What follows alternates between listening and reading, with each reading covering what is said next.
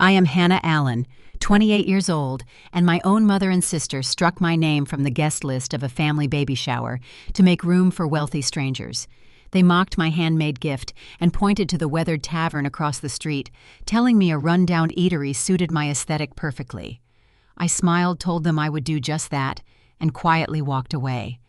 They thought they had humiliated me in front of high society.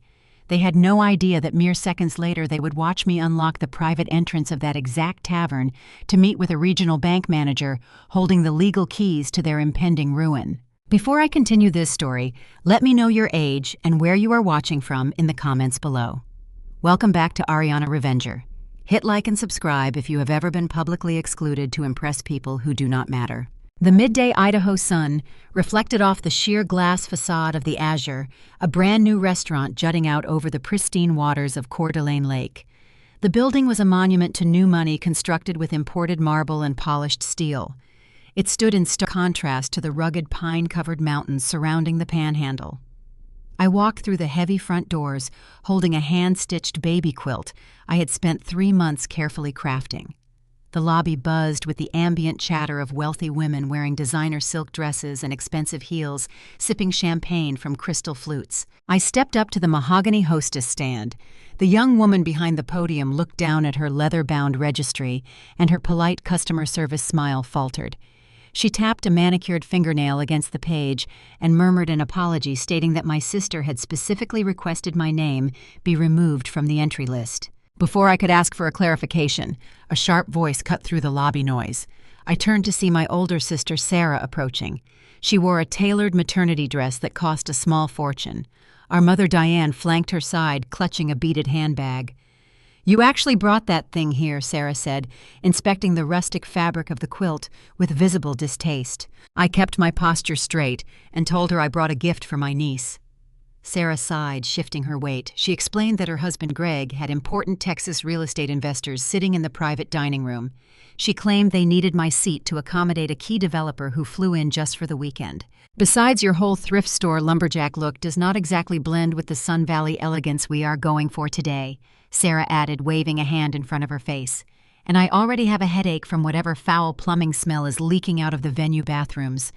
I do not need the added stress of explaining your outfit to Greg's partners." Diane stepped forward, adjusting the pearl necklace resting against her collarbone.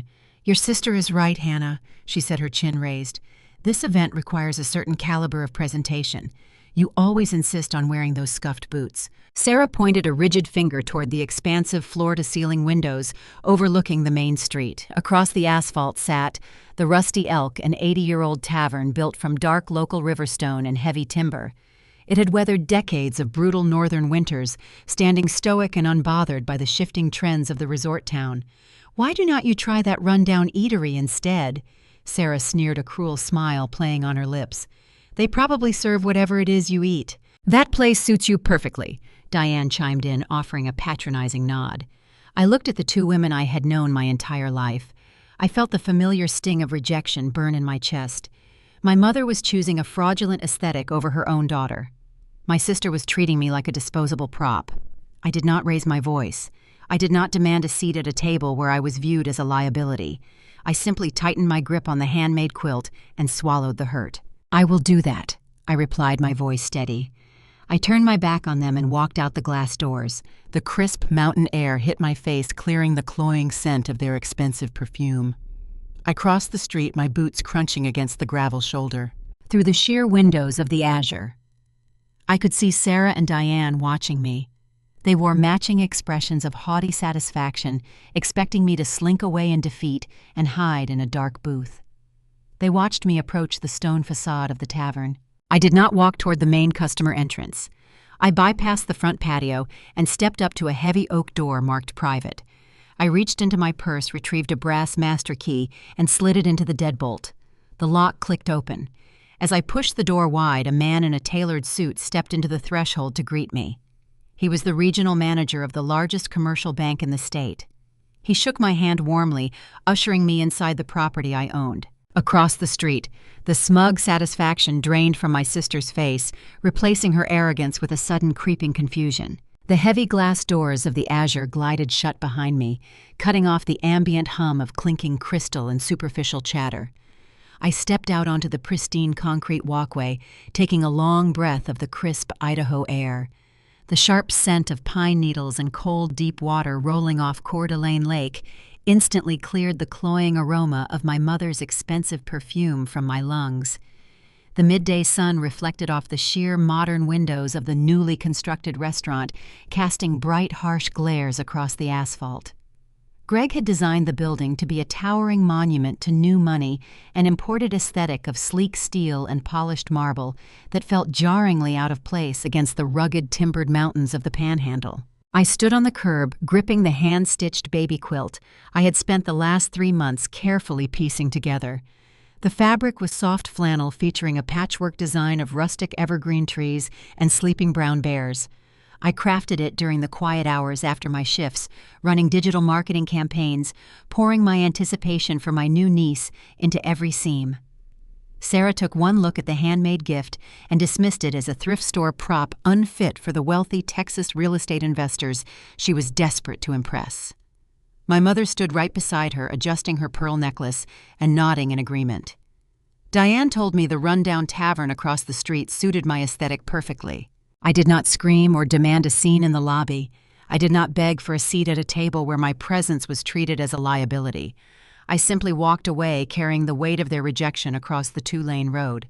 The crunch of my leather boots against the gravel shoulder felt rhythmic and grounding.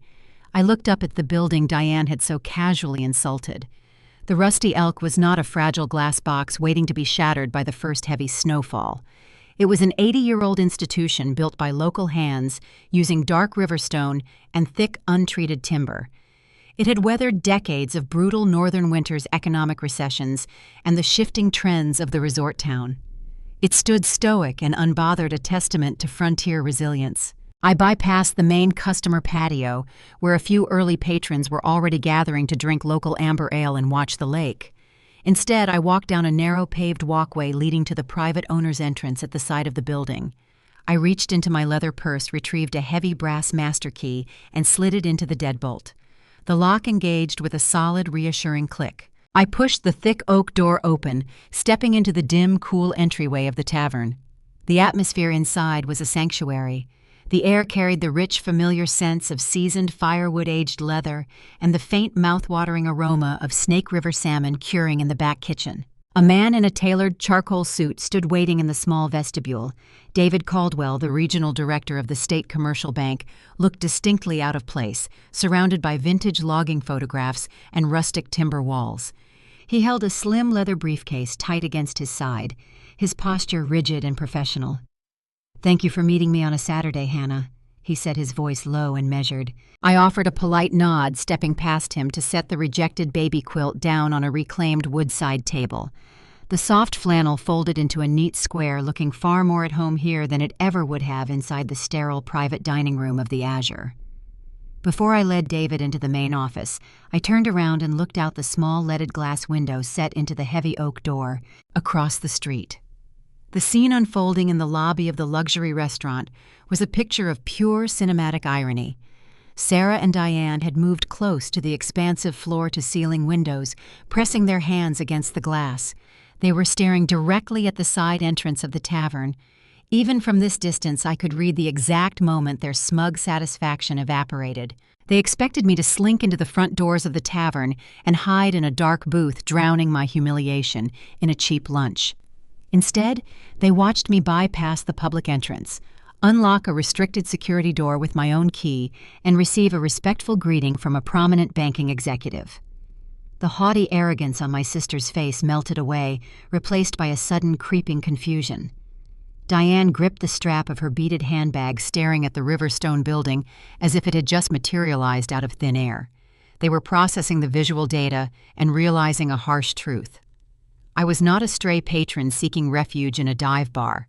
I was the owner of a historic commercial property sitting on prime waterfront real estate. I turned away from the window, severing the visual connection. Let them wonder. I had more pressing matters to attend to. I gestured for David to follow me down the short hallway into the main tavern area. The rustic wooden chairs were still stacked upside down on the polished mahogany tables, waiting for the evening dinner rush. Sunlight filtered through the dust motes, dancing in the air, casting long shadows across the wide plank floorboards. We walked past the long bar toward a small private office tucked near the back stockroom. I unlocked the office door and flicked on the overhead light. My workspace was a chaotic but organized blend of the old and the new. Stacks of vendor invoices and liquor license renewals sat next to multiple high-resolution monitors, where I ran sophisticated search engine optimization campaigns. Over the past year, I had utilized every digital marketing strategy I knew to quietly rebrand the Rusty Elk. I targeted out-of-state hunters, wealthy tourists, and outdoor enthusiasts seeking an authentic Idaho experience. The targeted ads generated a surge in reservations, transforming the struggling tavern into a highly profitable destination. I assumed David Caldwell was here to discuss the commercial expansion loan I had applied for weeks ago. I wanted to upgrade the kitchen equipment to handle the increased volume of dinner service. My revenue charts were flawless, and my digital conversion rates were exceeding every projected metric. I expected a handshake and a signed approval form. "Please have a seat, David," I said, pulling out a chair opposite my desk. "Can I get you a cup of coffee or a glass of water?" "No, thank you," he replied, taking the seat, but remaining perched on the edge of the cushion. He placed the leather briefcase flat on my desk. His hands lingered over the brass clasps for a fraction of a second too long. As a marketing specialist, I spend my days analyzing consumer behavior and reading subtle psychological cues. I evaluate bounce rates and study how people react to specific phrasing. Watching David sit across from me, I felt a sudden cold knot form in the pit of my stomach. His body language was defensive and closed off. He refused to make prolonged eye contact, looking instead at the stacks of paper near my keyboard. The congratulatory energy that accompanies a loan approval was entirely absent from the room. I sat down in my own chair, lacing my fingers together and resting them on the desk. "You do not look like a man bringing good news, David." He let out a slow, weary exhale, unfastening the clasps on his briefcase. "I genuinely wish this was a routine operational visit, Hannah. I admire what you have done with this property. Your recent profit margins are impressive." But I prompted the single word hanging heavy in the quiet office. He opened the briefcase and withdrew a thick manila envelope, holding it out toward me. He did not pass it across the desk with a casual slide. He handed it over with the grim, formal precision of a process server delivering a subpoena. "My underwriting department flagged an anomaly during the routine title search for your expansion loan," he explained, his tone dropping into a sterile legal register. "We discovered a severe encumbrance attached to the commercial deed of this property. I am legally obligated to serve you with this documentation in person." I took the envelope, the rough paper scraping against my fingertips. My heart hammered a fast, uneven rhythm against my ribs. I broke the seal and pulled out a stack of dense legal paperwork. The document on top bore the official stamp of the county clerk and the embossed seal of the commercial bank's legal division. I scanned the bold black text printed across the header. "Notice of preliminary default and intent to seize collateral." The words blurred together for a moment, my brain struggling to process the impossible information. A default notice implied a failure to repay a massive financial obligation, but I owned the Rusty Elk outright. I paid the operational taxes and the vendor invoices on time every single month. I had 0 outstanding commercial mortgages attached to the tavern. "I do not understand," I said, keeping my voice low and steady despite the sudden rush of adrenaline. "I do not have a loan with your institution. I have no outstanding debt secured by this building." David looked at me, his expression softening into a look of genuine pity. "You do not have a loan with us, Hannah," he clarified softly, "but your mother does. And according to our records, she used this specific parcel of land to guarantee a multi-million-dollar construction note for a luxury development project." The temperature in the office plummeted. My mind snapped back to the scene in the lobby of the Azure. The flashy glass restaurant, the Texas real estate investors, the cruel dismissal from my own family. Greg built his fragile empire on a foundation of lies, and my mother had quietly handed him the deed to my livelihood to finance the illusion. They did not just exclude me from a baby shower to protect their social standing. They were actively gambling with my survival to fund their fake wealth, and the bank was now knocking on my door to collect the debt. The bold black lettering on the notice of default seemed to pulse against the stark white paper, intent to seize collateral. I stared at the legal document, my brain desperately trying to reconcile the horrific text with the physical reality of the tavern surrounding me. I reached out and ran my hand along the edge of my heavy oak desk, feeling the solid grain of the wood. The rusty elk was real. It was tangible. I had spent 3 years pouring my sweat, my digital marketing expertise, and every ounce of my energy into making it thrive. Yet David Caldwell was sitting in my office telling me it could all be ripped away because of a signature I never authorized. To understand the sheer magnitude of the betrayal sitting on my desk, you have to understand how I inherited this specific plot of land. My father passed away 3 years ago after a brief aggressive battle with an unforeseen illness. He was a pragmatic, quiet man who spent his life managing a modest portfolio of local properties. When his will was read in a sterile lawyer's office, it revealed a deliberate and stark division of his estate. He left the bulk of his liquid assets, the stock portfolios, and the life insurance payouts directly to Diane and my older sister Sarah. To me, the youngest daughter who spent her weekends helping him repair the tavern's leaky roof instead of shopping at upscale boutiques, he left the physical deed to the rusty elk. He knew my mother and sister viewed the 80-year-old establishment as a dark, dingy relic. They scoffed at the timber walls and the heavy riverstone facade, dismissing it as a worthless financial sinkhole unfit for their refined tastes. But my father knew I saw the underlying value. The rusty elk was not a delicate, fragile structure built for temporary vanity. It was a monument to rugged individualism, capable of surviving the harshest Idaho winters. It mirrored my own resilience, while my sister chased the fleeting validation of wealthy investors and imported marble. I rolled up my sleeves and went to work. I leveraged my professional background as a digital marketing specialist, executing a quiet but relentless rebranding campaign. I optimized the tavern's online presence, targeting affluent out-of-state tourists searching for an authentic slice of Northwestern culture. I highlighted the famous Snake River salmon and the legendary huckleberry pie drawing and high-end hunting parties and ski tourists venturing down from Sun Valley. The strategy worked perfectly. I transformed the mocked relic into a highly profitable cornerstone of the Coeur d'Alene local economy. I built my independence brick by brick, refusing to rely on the conditional support of my mother or the toxic judgment of my sister. But the independence I had fought so hard to secure was currently bleeding out on the paperwork resting in front of me. "There has to be a mistake, David," I said, fighting to keep the tremor out of my voice. I looked up from the document, meeting his guarded expression. "My father left me this property free and clear. I possess the original recorded deed. My mother has zero legal authority to pledge this building as collateral for any loan, let alone a multi-million-dollar commercial note for Greg's construction project." David adjusted his posture, leaning slightly forward in his chair. The discomfort in his eyes was genuine, but his loyalty ultimately belonged to the financial institution he represented. "The issue stems from the timeline of the probate process." "Hannah," he explained, his tone shifting into the methodical delivery of a man reciting complex legal jargon. "Your father's estate required several months to formally clear the county courts and officially transfer the title of the tavern into your name.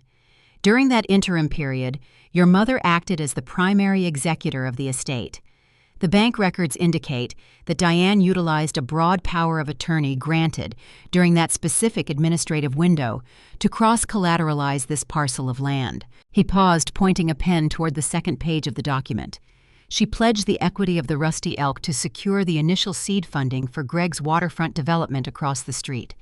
The bank underwrote the construction loan based on the combined value of his commercial parcel and the historical water and parking rights attached to this tavern." A cold, numb sensation spread through my chest, starting at my ribs and radiating outward to my fingertips. The pieces of the puzzle slammed together, forming a jagged, terrifying picture. Diane did not just insult my handmade quilt or mock my thrift store boots. She had actively and legally compromised my inheritance to subsidize her golden child's husband.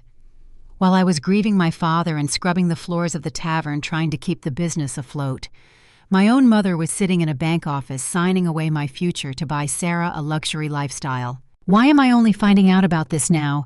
I demanded, the anger finally slicing through the shock. "If this loan was executed during probate 3 years ago, why is the bank serving me with a default notice today?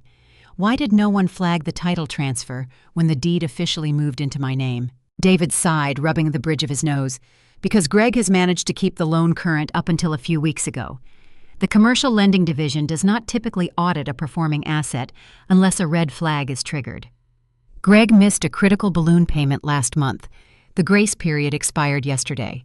When the loan moved into a delinquent status, our automated risk management system initiated a full title review of the collateral pool.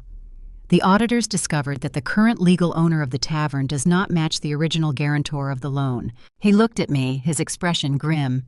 Greg is bleeding cash, Hannah. His development company is severely overextended. If he does not cure the default within the next 14 days, the bank will initiate formal foreclosure proceedings against all the properties listed in the collateral agreement, including the Rusty Elk. The bank will seize this tavern, liquidate the assets, and sell the land to recover the outstanding debt. I sat back in my chair, the air suddenly feeling thin and inadequate in my lungs. The rustic walls of my office, the familiar hum of the refrigerator compressors in the kitchen.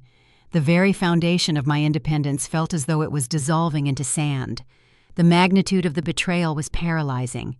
Diane and Sarah had stood in the lobby of the Azure, surrounded by imported marble and crystal chandeliers, looking down on me with absolute disdain. They told me to eat at a rundown tavern, while secretly knowing they had already mortgaged the very building they were insulting to pay for their champagne. They were gambling with my life. They treated my inheritance as a disposable slush fund, prioritizing Greg's flashy real estate mirage over my tangible, hard-earned stability. The profound cruelty of the act stripped away any lingering sense of familial obligation I might have harbored. They did not exclude me from the baby shower to protect their social image. They excluded me because looking at me meant looking at the victim of their financial theft. "What are my options, David?" I asked, forcing my brain to bypass the emotional devastation and engage my analytical skills. I am not going to lose my business because of a fraudulent collateral pledge executed during a probate window. There must be a legal mechanism to sever this tavern from Greg's defaulted loan. There is a legal path. David acknowledged, his tone cautious, but the timeline is the primary obstacle. You will need to hire a specialized commercial real estate attorney and file a civil action claiming breach of fiduciary duty against your mother. You will have to prove that Diane acted outside the scope of her executor powers when she pledged your inheritance. The bank's legal team will naturally defend the validity of the original collateral agreement to protect our capital. He closed the manila envelope, resting his hand on top of the seal. Untangling a contested title claim involving probate documents and cross-collateralized commercial loans is a bureaucratic nightmare. The litigation process will realistically take 6 to 9 months to navigate through the county courts. Meanwhile, the 14-day foreclosure clock is ticking. Unless Greg miraculously secures a massive influx of capital to pay off the immediate delinquency, the bank will freeze your operational accounts and lock the doors of this tavern before your lawyer even files the first motion. The reality of the timeline crashed over me. A protracted legal battle would bleed me dry. I had significant cash flow from the tavern's recent success, but I did not possess the liquid capital to fight a multi-million-dollar bank in court for 9 months while my business remained shuttered. Greg's hidden financial crimes had essentially paralyzed my ability to defend myself through standard legal channels. I was trapped in a tightening vice entirely dependent on the survival of a man who viewed me with contempt. David stood up, picking up his leather briefcase. "I am truly sorry to be the bearer of this news, Hannah. I strongly advise you to speak with Greg and your mother immediately. They need to understand the severity of the impending default. If they cannot cure the loan, you need to prepare for the asset seizure." He walked out of the office, leaving me alone in the quiet, dim space. The heavy oak door clicked shut, sealing me inside the very building I was about to lose. I looked down at the notice of default resting on my desk. The legal jargon was a cold, clinical representation of my family's treachery. I refused to let Diane and Greg destroy the sanctuary my father left me. I was a digital marketing specialist trained to analyze data, find vulnerabilities, and exploit weaknesses in competitive markets. I did not need a courtroom to fight Greg. I needed to uncover exactly why his luxury development was failing, and I needed to use that information to dismantle his fraudulent empire before the bank could seize mine. The silence in my office felt heavy, pressing against my eardrums after the bank manager departed. I stared at the default notice, my mind racing to process the sheer audacity of Diane's betrayal. To understand how a mother could willingly mortgage her youngest daughter's inheritance to fund a son-in-law's vanity project, you have to understand the specific type of terror that built Diane Allen. My mother was not born into the country club lifestyle she so desperately projected. She grew up in the harsh rural plains of eastern Idaho near the Utah border. Her family owned a sprawling potato farm, relying on the volatile agricultural markets to survive. During the brutal farming crisis of the 1980s, when interest rates skyrocketed and crop prices plummeted, her family lost everything. Diane was a teenager when the bank officers arrived to hammer a foreclosure sign into the frozen dirt of her childhood home. She watched her parents lose their dignity, their land, and their livelihood in a matter of weeks. That trauma fundamentally rewired her psychology. The humiliating sting of poverty left a permanent scar. She equated physical labor and modest living with failure and constant anxiety. When she met my father, a quiet man who steadily built a reliable local property portfolio, she saw stability. But when my sister Sarah married Greg, Diane saw salvation. Greg was a walking billboard for flashy new money. He drove imported sports cars, wore tailored suits that cost more than my monthly payroll, and spoke in grand sweeping terms about luxury waterfront development. He promised to build an empire of glass and steel in Coeur d'Alene, catering to wealthy out-of-state investors. To Diane, Greg represented an impenetrable shield against the poverty that haunted her youth. His projected wealth was a fortress she could hide behind, ensuring she would never again experience the terror of a bank foreclosing on her life. This deep-seated trauma response explained her visceral disdain for the Rusty Elk. The tavern was built from local timber and river stone. It smelled of wood smoke and roasted meat, requiring relentless physical labor to maintain. My business was honest and profitable, but it lacked the polished, sterile elegance Diane worshipped. Every time she looked at me wearing scuffed boots and hauling kegs of local amber ale, she saw a reflection of the dirt and struggle she had barely escaped. She actively degraded my aesthetic because acknowledging the value of my hard work meant facing the reality that Greg's flashy facade might be hollow. And Greg's facade was incredibly hollow. While my mother and sister spent their days bragging about his impending luxury condo development, I spent my days analyzing the digital footprint of the local real estate market. As a marketing specialist, I tracked consumer engagement, search engine optimization, and paid advertising spends across the region. My software algorithms constantly scraped data from competing businesses. Over the past 6 months, I noticed a severe, alarming shift in Greg's digital metrics. His development company was initially blanketing social media platforms and real estate websites with high-budget targeted advertisements. He was aggressively courting wealthy buyers in California and Texas, promising exclusive pre-sale access to his waterfront properties. But recently, his paid search volume dropped off a cliff. The expensive banner ads disappeared, entirely replaced by a desperate spike in organic, unpaid social media posts, attempting to maintain the illusion of momentum. More concerning were the hidden negative vendor reviews I found buried on secondary construction forums. Local contractors, plumbers, and electricians were posting warnings about delayed payments and ignored invoices. Greg was bleeding cash. His operational budget was drying up, and he was desperately trying to secure new pre-sale deposits just to cover his immediate construction debts.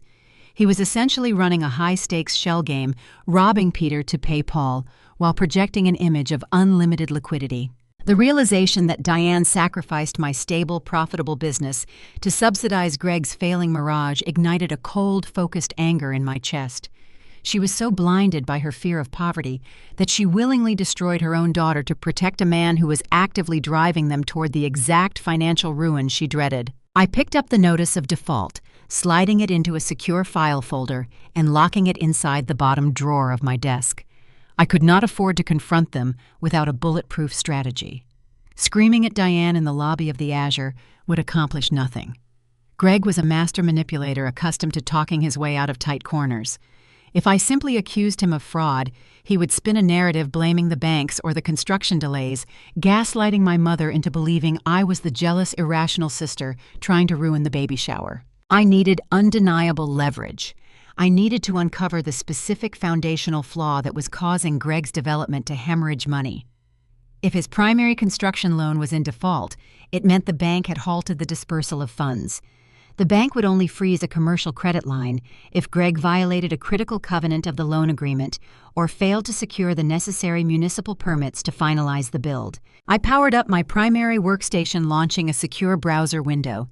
I bypassed the standard search engines, navigating directly to the public databases maintained by the Idaho Department of Water Resources and the Kootenai County Zoning Commission. Commercial development on the edge of Coeur d'Alene Lake was subject to incredibly strict environmental regulations and complex historical property rights. I pulled up the parcel map for the land Greg purchased to build the Azure and the adjacent luxury condos. I cross-referenced his property lines with the historical plat maps dating back to the original establishment of the town. The digital rendering on my screen highlighted the boundaries in bright intersecting lines. I traced the borders, looking for the specific zoning anomaly that could trigger a bank freeze. The answer was sitting right in front of me, buried in decades-old municipal code. I zoomed in on the specific tract of land separating Greg's massive glass restaurant from the edge of the lake. The historical water and sewage runoff rights for that entire section of the waterfront did not belong to the parcel Greg purchased. They belonged to the adjacent historical plot. They belonged to the Rusty Elk. My heart pounded a rapid rhythm against my ribs as the magnitude of the discovery washed over me. When my father acquired the tavern, he also acquired the original commercial easements granting unrestricted access to the municipal water and drainage lines running beneath the asphalt. Greg had built a towering monument to new money directly across the street, but he lacked the legal authority to connect his plumbing to the city grid without crossing my property lines. The foul plumbing smell Sarah had casually complained about in the lobby of the Azure was not a minor maintenance issue. It was the physical manifestation of a catastrophic zoning failure. Greg had likely bypassed the formal permitting process, attempting to quietly link his systems during the initial construction phase, hoping the county inspectors would overlook the technicality. But the commercial bank auditors underwriting his multi-million-dollar loan were far more thorough than a lazy city inspector. When the bank discovered Greg lacked the permanent legal easements required to finalize the occupancy permits for his luxury condos, they froze his funding. They would not release another dime of capital until he secured the water rights, guaranteeing the viability of the project. Greg was trapped in a financial stranglehold. He needed my signature on a legal easement transfer to unfreeze his loans and save his crumbling empire. The pieces of the puzzle locked together with devastating clarity. Diane did not orchestrate the cross-collateralization during the probate period by accident. Greg manipulated her. He knew he needed the leverage of the Rusty Elk to secure his initial funding. He convinced a terrified, traumatized woman to mortgage my inheritance, framing it as a temporary necessary step to build their wealthy future. And now, with his loans in default and his cash flow completely stopped, he was desperate to force my hand. They excluded me from the baby shower to keep me isolated, unaware of the crisis, and vulnerable to their manipulation. They believed I was too naive to understand the complex commercial zoning laws and too intimidated by their social standing to fight back. They expected me to eventually cave to family pressure and sign whatever documents Diane placed in front of me just to earn my way back into their good graces. They deeply underestimated the woman sitting in the dark, timbered office of the rundown eatery they despised. I did not just possess the legal rights to the water. I possessed the digital skills necessary to broadcast Greg's failure to the exact people he was trying to impress. I pushed my chair back from the desk, the initial shock of the betrayal entirely replaced by a cold, calculated resolve. I was not going to wait for the 14-day foreclosure clock to run out. I was going to force Greg into the light and watch his golden mirage evaporate. The stark reality of the county zoning map, illuminated on my monitors, reframed every interaction I had experienced with my family over the past 6 months. The dismissive comments, the uninvited critiques of my business, and the sudden public exclusion from my sister's baby shower were all carefully orchestrated maneuvers designed to keep me off balance. They needed me compliant. They needed me desperate for their approval, so that when the time came to sign over the historical water easements, I would do it without asking questions. I thought back to the moment I stood in the lobby of the Azure holding the handmade baby quilt. The memory shifted, taking on a jagged new context. I had assumed Sarah and Diane intercepted me to protect their social standing from my thrift store aesthetic. That was merely a convenient excuse. They intercepted me to ensure I did not wander near the private dining room where Greg was desperately attempting to extract pre-sale deposits from the Texas real estate investors. If I had spoken to those investors, if I casually mentioned my ownership of the Rusty Elk and the specific property boundaries, the illusion of Greg's flawless development would have shattered instantly. He was selling them luxury waterfront condos, promising pristine access and state-of-the-art facilities on a plot of land that could not legally flush its own plumbing without crossing my property line. The foul smell Sarah complained about was the undeniable physical evidence of a massive commercial zoning violation. I swiveled my chair away from the monitors, turning to face the small leaded glass window set into the heavy oak door of my office.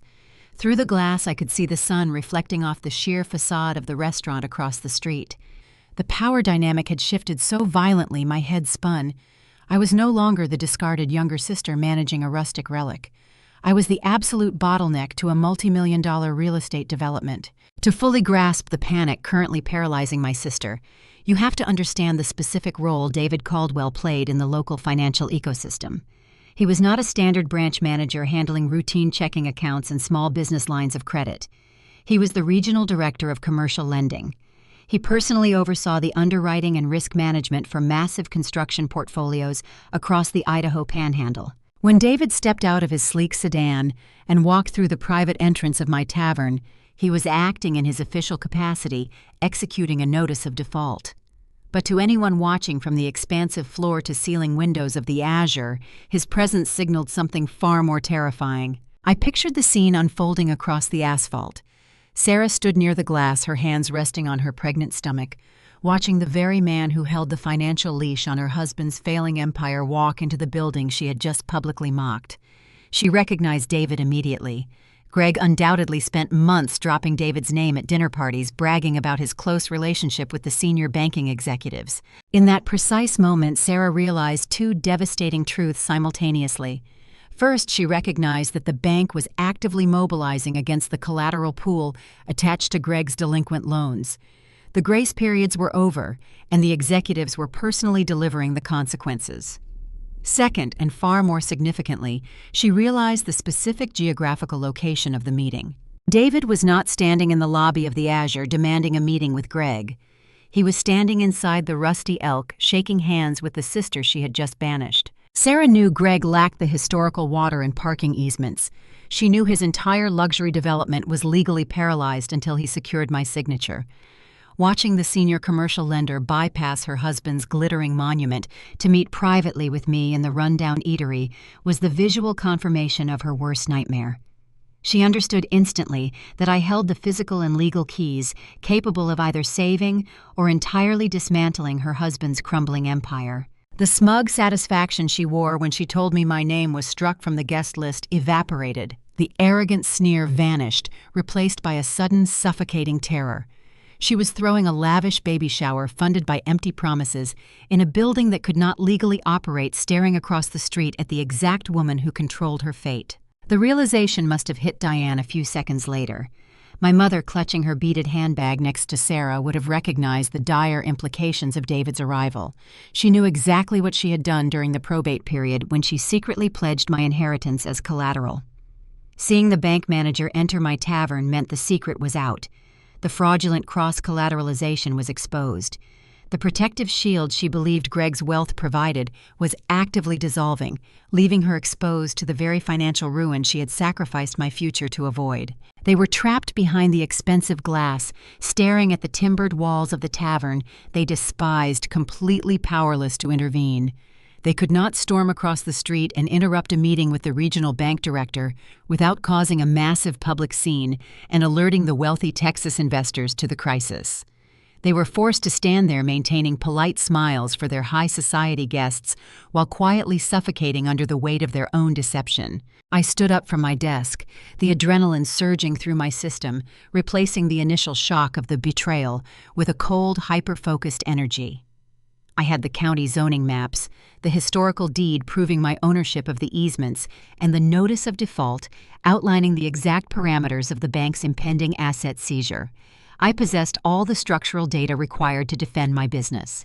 But holding the leverage and executing a successful countermaneuver were two entirely different battles. I was a digital marketing specialist, not a commercial real estate litigator. I knew how to track consumer behavior, analyze search engine algorithms, and build targeted advertising campaigns. I did not know how to untangle a complex web of probate fraud and cross-collateralized commercial loans before a 14-day foreclosure clock expired. If I simply marched across the street and confronted Greg with the zoning maps, he would deny everything.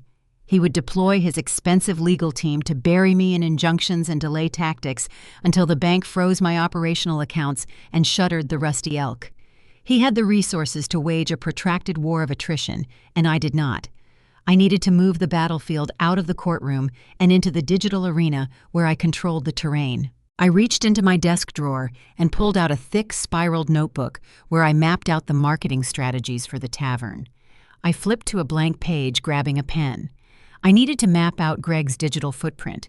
I needed to track exactly where his pre-sale marketing dollars were flowing and identify the specific out-of-state investors keeping his fraudulent development afloat.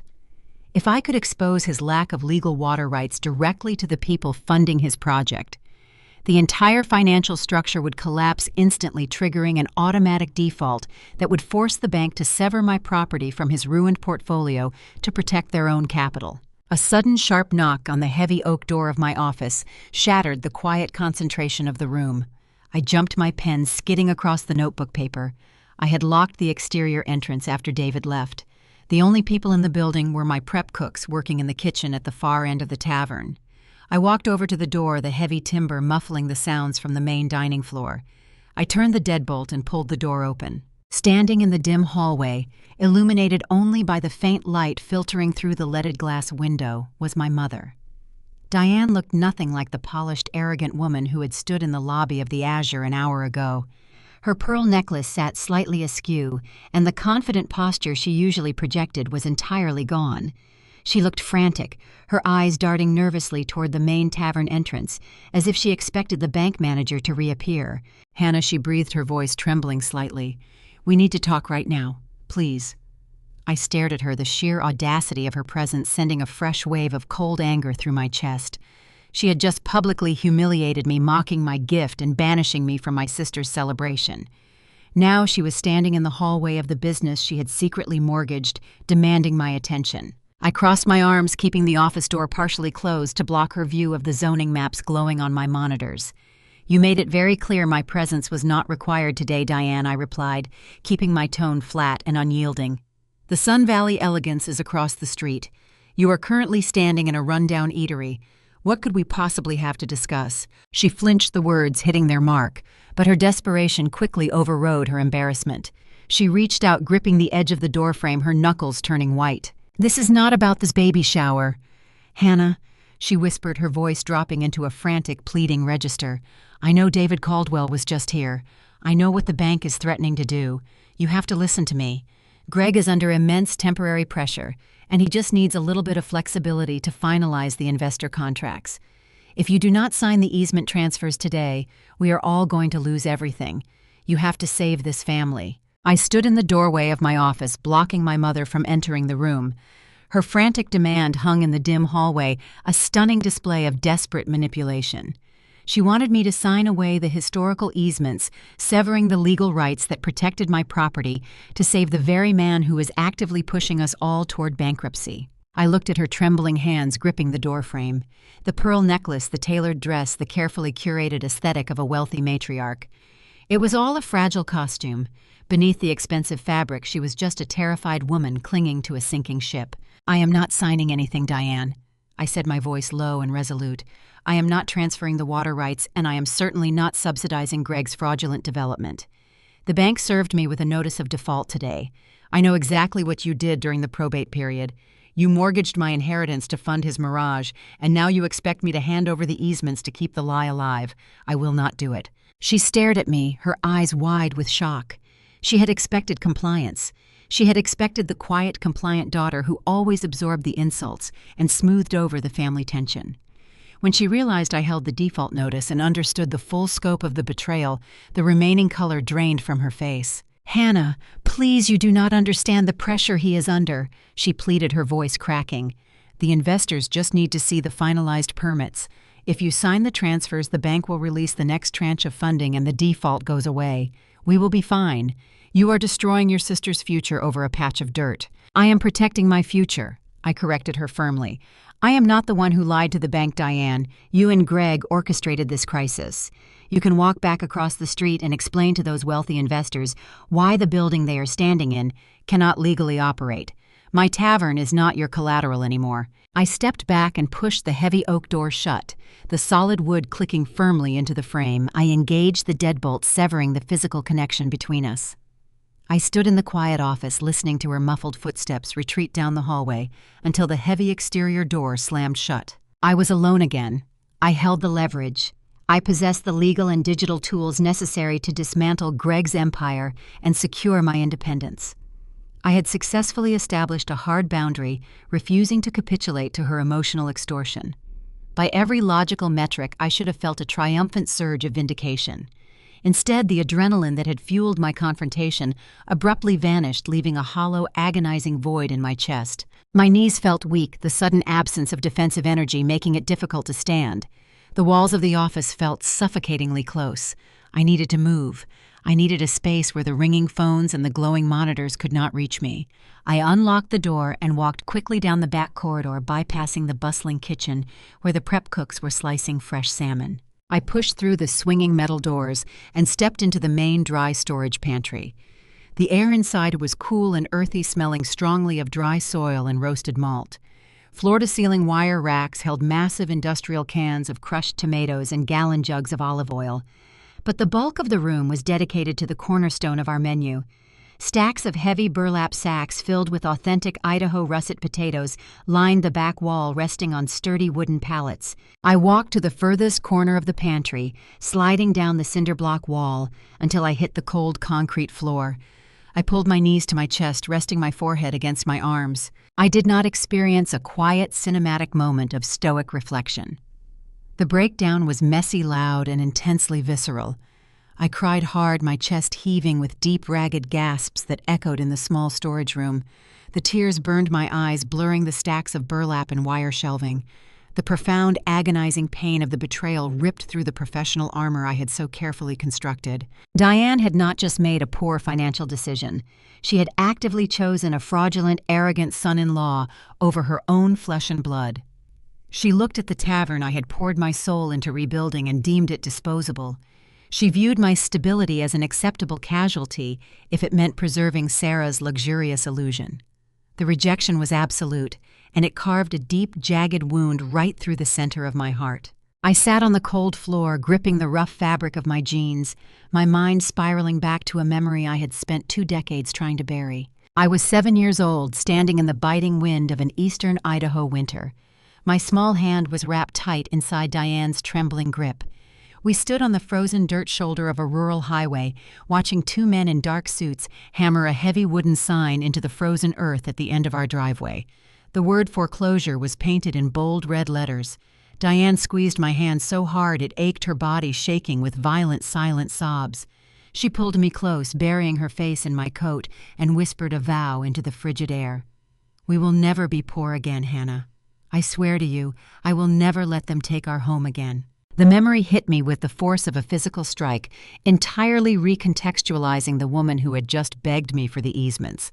Diane was not a cartoon villain operating out of pure malice. She was a woman fundamentally broken by the terror of poverty. The trauma of watching the bank take her childhood farm had permanently rewired her psychology. When Greg arrived in her life, flashing imported watches and talking about multi-million-dollar waterfront developments, Diane saw an impenetrable fortress. She saw a guarantee that she would never again stand on a frozen highway watching her life be auctioned off. She worshipped his wealth because she believed it was the only thing standing between her and the dirt. She sacrificed my inheritance not because she hated me, but because the trauma response screaming in her brain told her Greg's success was the only path to survival. Understanding the root of her betrayal did not excuse the profound cruelty of her actions. It did not magically repair the shattered trust or make the impending bank foreclosure any less terrifying, but it made the grief profoundly messy and undeniably human. I was mourning the mother I deserved while simultaneously preparing to destroy the only security blanket the mother I had truly believed in. Establishing boundaries is often glorified as a triumphant, empowering act. The reality is far more brutal. Enforcing a boundary against your own family feels like cutting off a limb to survive an infection. It hurts deeply, and the phantom ache lingers long after the operation is complete. I stayed on the concrete floor of the pantry until the heavy, gasping sobs subsided. The cool, earthy air of the storage room slowly steadied my breathing. The scent of the russet potatoes, a humble, unpretentious crop that had sustained generations of Idaho families, grounded me in the present reality. My father had left me this tavern because he knew I possessed the resilience to endure the harsh seasons. I was not going to let a fraudulent developer and a traumatized mother tear it down. I wiped my face with the back of my sleeves, erasing the physical evidence of the breakdown. I pushed myself up from the floor, dusting the concrete grit from my jeans. The emotional purge was necessary. It cleared the lingering debris of familial guilt and childhood longing, leaving behind a hardened analytical focus. I knew exactly why Diane betrayed me, and I knew exactly how Greg was keeping his sinking ship afloat. I walked out of the pantry and headed straight back to my office. The afternoon sun was beginning to dip below the tree line, casting long shadows across the tavern floor. The dinner rush would start in less than an hour, but my primary focus was no longer the evening menu. I locked the office door and sat down at my workstation, waking the dual monitors. If I wanted to save the rusty elk and sever the toxic financial umbilical cord tying me to my family, I needed to execute a digital strike that would force the bank to act before the 14-day default clock expired. I needed to map Greg's out-of-state investor network and expose the foundational lies supporting his luxury development. It was time to stop reacting to their ambushes and start dismantling their empire from the inside out. The 48 hours following the confrontation in my office passed with a deceptive quiet. The digital monitors glowing on my desk displayed a steady stream of incoming dinner reservations, but my focus remained locked on the sprawling spreadsheet mapping Greg's corporate footprint. I had spent 2 days analyzing his search engine optimization strategies, tracking the specific regional keywords his marketing team utilized to court affluent buyers in the Sun Belt. His digital infrastructure was aggressive but fundamentally hollow, resting entirely on the assumption that nobody would verify the municipal zoning codes before wiring a presale deposit. I was cross-referencing the parcel numbers from the County Water District database when a soft knock on the exterior private door pulled me away from the screen. It was barely 8 in the morning. The tavern was not scheduled to open for lunch service until noon, and the prep cooks were not due to arrive for another hour. The morning air rolling off the lake was biting and sharp, carrying the distinct chill of early autumn in the panhandle. I unlocked the deadbolt and pulled the heavy oak door open, expecting a delivery vendor dropping off an early shipment of local produce. Instead, I found Diane standing on the concrete step. My mother did not look like the panicked woman who had begged me in the hallway 2 days prior. She had spent the intervening time rebuilding her armored facade. She wore a tailored beige trench coat over a pristine cashmere sweater, her hair styled into a flawless, rigid cascade. She held a woven wicker basket covered with a checkered cloth, the sweet, unmistakable scent of fresh huckleberry muffins wafting into the cool air. The presentation was entirely calculated, a weaponized display of maternal warmth designed to lower my defenses. "Good morning, Hannah," she said, her voice soft and melodic, projecting a practiced affection. "I brought you breakfast. I know how much you love the huckleberry harvest from the ridge." She stepped forward, forcing me to either step back and allow her entry or physically block her path. I stepped aside, letting her cross the threshold into the dim, quiet tavern. She walked directly toward my office, placing the basket carefully on the edge of my desk, moving with the confident entitlement of a woman who believed she held the upper hand. I closed the door, locking it behind us. I did not thank her for the muffins. I leaned against the doorframe, crossing my arms and waiting. Diane smoothed the front of her coat, taking a seat in the guest chair opposite my workstation. I know tensions were incredibly high. The other day, she began maintaining eye contact and speaking in a low, soothing register. I want you to know that your sister and I deeply regret how the scheduling for the shower was handled. The venue had strict capacity limits, and Greg was under enormous pressure from his partners. It was an impossible situation. I listened to her carefully constructed apology. She regretted how the scheduling was handled. She did not regret mocking my handmade quilt. She did not regret telling me to eat at a rundown eatery. She was apologizing for the logistics, not the cruelty. The refusal to take genuine accountability was a hallmark of her communication style.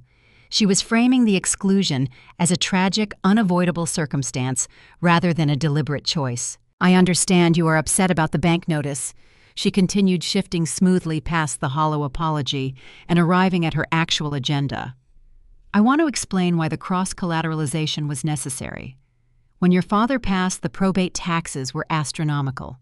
Greg stepped in and offered a solution that protected the liquid assets, preserving the cash flow your sister needed to survive. Utilizing the tavern equity was a temporary administrative measure. She reached into her designer handbag and withdrew a sleek manila folder, laying it flat on the desk next to the muffins. Greg has secured the final phase of funding from his Texas syndicate, she said, tapping her manicured fingers against the folder. The capital is sitting in escrow right now. The bank just needs the formal easement transfers verified by the county clerk to release the funds. Once the money drops, Greg will immediately pay off the primary construction loan, clearing the default and severing the rusty elk from the collateral pool entirely. You get a clean title, and Sarah gets the security she needs to raise her baby. I stared at the manila folder. The narrative she was spinning was a masterclass in emotional manipulation. She was positioning Greg as the savior who protected the family wealth while framing the fraudulent collateral pledge as a brilliant administrative strategy. She was asking me to sign away the permanent legal rights to my property based on the promise of a man who was currently defaulting on multi-million-dollar loans. Diane sensed my hesitation and deployed her final, most potent weapon.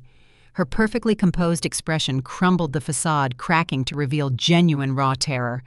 Her eyes welled with tears, and her voice dropped to a trembling whisper. "Hannah, please," she begged, her hands shaking as she reached across the desk toward me. "You know what it feels like to lose everything. You know what the bank did to my parents. I cannot let Sarah experience that nightmare. She is carrying my grandchild. She is 8 months pregnant and terrified of losing her home. If you do not sign these transfers, Greg's investors will pull their capital. The bank will foreclose on the entire development, and they will take the tavern too. We will all be ruined. Do it for the baby, Hannah. I am begging you." The weight of her trauma flooded the small office. The visceral memory of the frozen dirt and the foreclosure sign hit me again, a phantom ache resonating in my chest. The ingrained biological urge to protect my mother, to absorb her pain and fix the crisis, surged through my system. The utility daughter programming screamed at me to take the pen, sign the documents, and restore the fragile peace. My hands twitched, aching to reach for the folder and end the confrontation. I looked at the tears streaming down her face. She was utilizing the most painful memory of her childhood as leverage to protect a fraudulent real estate developer. She was weaponizing my empathy, demanding I sacrifice my independence to subsidize a lie. I took a slow, deep breath, forcing the surge of adrenaline back down. I needed to execute a strategic maneuver that would end the harassment without triggering an immediate legal war I was not yet prepared to fight. I needed a diversion. I stepped away from the doorframe, walking slowly toward the desk. I did not scream or demand she leave. I reached out and placed my hand on top of the manila folder, sliding it slightly closer to my keyboard. "I understand the gravity of the situation, Diane," I said, my voice dropping into a calm, measured tone. "I appreciate you bringing the documents directly to me. Let me read this over." The transformation in her demeanor was instantaneous and jarring. The tears stopped flowing. The frantic trembling in her hands ceased. She let out a long, shuddering sigh of relief, her posture relaxing back into the leather chair. She heard the exact phrase she came to hear. In her mind, telling her I would read the documents was synonymous with capitulation. She believed the guilt had worked. She believed the threat of losing the tavern and the pressure of the unborn child had successfully broken my resistance. "Thank you, Hannah," she whispered, offering a watery, triumphant smile. "You are doing the right thing. Greg will be so relieved. I will tell him to expect the signed copies by tomorrow morning." She stood up, smoothing her coat, and picked up her empty handbag. She did not linger or attempt to engage in further small talk. Her objective was complete. She walked out of the office, leaving the huckleberry muffins sitting untouched on my desk. I listened to her heels click rapidly down the hallway until the heavy exterior door swung shut, locking her out. I sat down in my chair, staring at the manila folder. The diversionary tactic was a gamble. I had purchased myself a 24-hour window of silence, but I had also given them a false sense of absolute security. I opened the folder, confirming my suspicions. The documents were standard municipal easement transfers, relinquishing all historical water and parking rights from my parcel directly to Greg's Development LLC in perpetuity, without a single dollar of financial compensation. I tossed the paperwork into the trash can. I did not need to read the fine print to know it was a death sentence for my business. I turned my attention back to my dual monitors. The false victory I handed Diane would inevitably travel straight to Greg. A man governed by that level of ego and arrogance would not be able to contain his relief. He had spent months sweating over the defaulted loans and the looming bank audits. Believing the easement crisis was finally resolved, he would undoubtedly seek public validation to reassure his network. I opened a new browser tab, navigating to the professional networking site LinkedIn. I typed Greg's name into the search bar, pulling up his corporate profile. I refreshed the page every 5 minutes, monitoring his activity feed while I reviewed the tavern's inventory logs. An hour later, a new post appeared at the top of his feed. The notification pinged a digital confirmation of his hubris. Greg posted a high-resolution architectural rendering of the Azure and the adjacent luxury condo development gleaming under a digitally enhanced sunset. The caption beneath the photo was a masterclass in corporate bragging. Thrilled to announce that the final permitting hurdles for our premier Coeur d'Alene waterfront project have been successfully cleared, he wrote, the digital text dripping with unearned confidence. Huge thanks to our incredible partners who stood by us during the complex zoning negotiations. We are officially moving forward into the final construction phase. Special shout out to our lead capital partners at Lone Star Equity Partners out of Austin and the Vanguard Real Estate Trust in Dallas. Your unwavering vision makes this luxury standard possible. I stared at the screen, a slow, genuine smile spreading across my face. The sheer arrogant stupidity of the post was breathtaking. In his rush to project dominance and reassure the market, he had just publicly identified the exact source of his lifeline. He named his primary out-of-state investors. I grabbed my notebook, flipping to a fresh page. I wrote down the names of the 2 Texas investment firms, circling them with dark, heavy ink. Greg had just handed me the keys to his destruction. I did not need to launch a scattershot advertising campaign, hoping to spook random buyers. I now possessed the exact target list required for my counterattack. I had the municipal zoning data proving his development was a fraud, and thanks to his own vanity, I now knew exactly who was paying for the lie. The digital guillotine was officially primed and ready to drop. The names of the Texas investment firms sat stark and bold in my notebook, representing the fragile arteries pumping cash into Greg's failing empire. I possessed the specific targets required for my digital strike, but executing a massive geofencing campaign required absolute precision and unassailable documentation. If I launched targeted ads exposing his lack of water rights, the resulting fallout would be catastrophic and highly public. The Texas firms would undoubtedly trigger their own due diligence audits, and the bank would immediately freeze the construction site. Before I ignited that fire, I needed to ensure my own defensive perimeter was secure. The primary threat looming over my head was not Greg's anger, but the 14-day default clock ticking down on the fraudulent cross-collateralization. I had to understand exactly how the commercial bank legally attached my property to his luxury development. The morning air remained brisk as I drove away from the lakefront, navigating the winding roads toward the Kootenai County Administrative Complex. The municipal building was a brutalist block of concrete offering no warmth or aesthetic charm. I walked through the heavy glass doors, bypassing the long lines at the vehicle registration counter and heading directly to the basement archives, where the county clerk managed property deeds and probate records. The clerk, a stern woman with reading glasses perched at the end of her nose, peered at me over a stack of manila envelopes. I handed her my state identification and requested the full physical file pertaining to the probate transfer of the Rusty Elk from my father's estate into my name. I specifically asked for all encumbrance notices and collateral pledges filed during the 3-month administrative window prior to the final deed execution. She typed my information into the archaic terminal, her fingers flying across the clacking keyboard. The printer hummed to life, spitting out several dense pages of legal documentation. She stapled the stack together and slid it across the counter, sliding her glasses up to the bridge of her nose. "You have a significant commercial lien recorded against that parcel," she noted, her tone dry and uninvested. "Filed 32 months ago."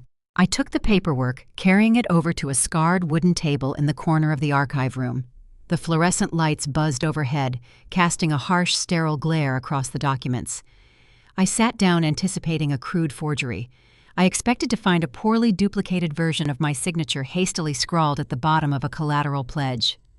I assumed Greg had utilized some shady notary contact within his real estate network to force the paperwork through the system, banking on the fact that I would never conduct a formal title search on an inherited property. I flipped past the standard cover sheets and the municipal tax stamps, navigating directly to the signature page of the collateral transfer agreement. My breath caught in my throat. The air in the basement suddenly felt thin and inadequate. There was no forgery. The document was executed perfectly, adhering to every strict legal requirement of the county probate court. The notary stamp was authentic, and the dates aligned exactly with the final weeks of my father's estate settlement. But the signature authorizing the bank to use the physical equity of the Rusty Elk to secure Greg's initial multi-million-dollar construction loan did not belong to me. The signature belonged to Diane. I traced the familiar, elegant loops of my mother's handwriting. It was the same precise script that signed my childhood report cards and wrote the recipes on the index cards sitting in the tavern kitchen. Beneath her signature, the legal text clearly identified her capacity. She had signed the document acting as the formal executor of my father's estate, utilizing a broad administrative power of attorney to authorize the transaction just days before the final deed was legally transferred into my name. The devastating plot twist hit me with the kinetic force of a physical strike, entirely rewiring the landscape of the conflict. Greg did not forge my signature. Greg did not commit a reckless criminal act of document tampering to secure his funding. He manipulated a far more insidious loophole. He convinced my mother to leverage my inheritance while she still held the temporary legal authority to do so. The betrayal was absolute, plunging deeper than a simple real estate scam. Diane did not just turn a blind eye to Greg's shady business practices. She actively participated in the financial theft of my future. During those dark, agonizing months after my father died, while I was mourning his loss and scrubbing the floors of the tavern, trying to learn the operational ropes of the business, my mother was sitting in a sterile bank office, quietly mortgaging my stability. She sacrificed my inheritance, the only tangible asset my father left me to buy her golden child a luxury lifestyle. She handed Greg the seed money for his glass and marble mirage, knowing full well that if his aggressive development failed, the bank would seize the tavern to cover the debt. She viewed my hard work as a disposable safety net, prioritizing Sarah's imported aesthetics over my basic survival. The tears she cried in my office yesterday, leveraging the trauma of her childhood farm foreclosure, were not tears of a protective mother. They were the desperate tears of a woman who knew the fraudulent house of cards she helped build was collapsing, and the bank was finally coming to collect the collateral she had secretly pledged. She begged me to sign the easement transfers not to save the family, but to cover her own tracks and avoid the devastating consequences of her betrayal. I sat alone at the wooden table, the harsh fluorescent light illuminating the undeniable proof of my mother's treachery. The lingering traces of familial guilt, the deep-seated biological programming that urged me to protect her and absorb the damage, evaporated entirely. The utility daughter was officially dead buried beneath the cold, hard reality of the county probate records. When you discover this betrayal goes deeper than you ever imagined, do you confront them or quietly prepare for war? Let me know below. I did not storm out of the archives and drive to Diane's house to demand an explanation. A screaming match would only give her the opportunity to deploy her tears and spin a new narrative of victimization. I needed to focus on the structural integrity of the documents resting in front of me. If Diane legally executed the collateral transfer, using her executor powers, challenging the lien in civil court would be a protracted, agonizing battle. I would have to prove breach of fiduciary duty, demonstrating that she acted outside the scope of her administrative authority when she pledged an asset designated for a specific beneficiary. The commercial bank would unleash a team of aggressive corporate litigators to defend the validity of the contract, protecting their capital at all costs. The litigation would drag on for months, draining my operational revenue, while the 14-day foreclosure clock ticked down on the Rusty Elk. I folded the probate documents, slipping them carefully into my leather tote bag. The courtroom was not a viable battlefield. I could not afford to fight a defensive war against the bank, while Greg continued to operate his fraudulent presale campaign. I needed to shift the paradigm to an offensive strategy. I walked out of the municipal building, the midday sun, feeling hot and oppressive against my skin. I had the target list from Greg's arrogant social media post, and I had the municipal zoning data proving his development was a sham. The revelation of Diane's betrayal provided the final crucial element necessary for my counterattack: absolute moral clarity. I was no longer fighting to protect a misunderstood family dynamic. I was executing a surgical strike against a toxic financial syndicate that had actively tried to consume me. I drove back toward the lakefront, my mind shifting rapidly from the emotional devastation of the archives to the cold logistical planning of a digital marketing campaign.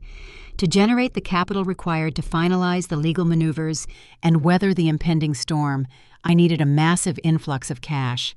The tavern was profitable, but I needed a significant operational surplus. I needed to expand my reach beyond the brick-and-mortar confines of the restaurant. The annual Jayaldi Basque Festival was scheduled to take over the streets of downtown Boise in a few days. The event was a massive cultural touchstone, drawing tens of thousands of tourists, celebrating the rich heritage of the region with traditional music, dancing, and aggressive culinary spending. It was an opportunity to generate intense, rapid revenue, but it also presented a highly public stage where the fragile illusions of my family were guaranteed to collide with the harsh reality of my independence. The heavy wooden door of the law office swung shut behind me, cutting off the ambient noise of the downtown Coeur d'Alene traffic. The space smelled strongly of aged paper floor wax and old coffee. I was sitting across a scarred oak desk from Arthur Vance, a local real estate attorney whose reputation for brutal pragmatism preceded him. He was not a corporate litigator who wore silk ties and billed by the hour just to send threatening letters. Vance was a veteran of the Idaho property courts, a man who spent 40 years untangling complex timber leases and contested water rights for ranchers and local business owners. He looked over the rim of his reading glasses, examining the stack of probate documents I had pulled from the county archives. He did not gasp or offer sympathetic platitudes when he reached the signature page. He merely let out a low, whistling breath, tapping a thick finger against Diane's signature on the collateral transfer. "Your mother executed a textbook breach of fiduciary duty," Vance stated, his voice a dry, gravelly rasp. "She utilized her temporary authority as the executor of your father's estate to encumber a specific asset designated for a named beneficiary. It is a severe violation of trust and highly unethical. So we can file an injunction," I pressed, leaning forward in the leather guest chair. "We can force the commercial bank to immediately sever the Rusty Elk from Greg's defaulted construction loan." Vance set the documents down, aligning the edges with meticulous care. He looked at me, his expression grim and entirely devoid of false optimism. "In a theoretical legal vacuum, yes, you could file an injunction," he replied. "But we do not operate in a vacuum, Hannah. We operate in the real world where commercial banks possess limitless resources to defend their capital. If you file a civil suit claiming probate fraud, the bank will aggressively defend the validity of the original collateral agreement. They will argue that the transfer was executed by a legally recognized executor, shielding them from liability." He leaned back in his chair, crossing his arms over his chest. "This will not be a swift surgical strike. It will be a grueling war of attrition. The litigation process will realistically consume 18 to 24 months. The discovery phase alone will drain your operational revenue. Meanwhile, the bank will not simply pause their collection efforts while you argue with your mother in civil court. The 14-day default clock is already ticking. They will freeze your business accounts, lock the doors of your tavern, and bleed you dry until you are forced to capitulate just to cover your legal fees." The cold, pragmatic reality of his assessment settled heavily over the room. The American legal system was not designed to offer swift justice for the betrayed. It was designed to protect institutional wealth and reward those who possessed the capital to endure the longest fight. Dragging Diane into a courtroom would only ensure the mutual destruction of my business. I sat back processing the bitter truth. I cannot afford a 2-year legal battle, Vance. The Rusty Elk is profitable, but my margins cannot absorb a protracted corporate defense. There has to be another mechanism to uncouple my property from his sinking ship. Vance nodded, a faint spark of predatory approval lighting up his eyes. "You are asking the right question," he said, leaning forward, resting his forearms on the desk. "You cannot attack the bank, and you cannot afford to attack your mother. Therefore, you must attack the structural integrity of the loan itself." He pulled a fresh legal pad toward him, uncapping a pen. Commercial construction loans of this magnitude operate on strict milestones. The bank releases funding in specific tranches based on development progress and secured presale deposits.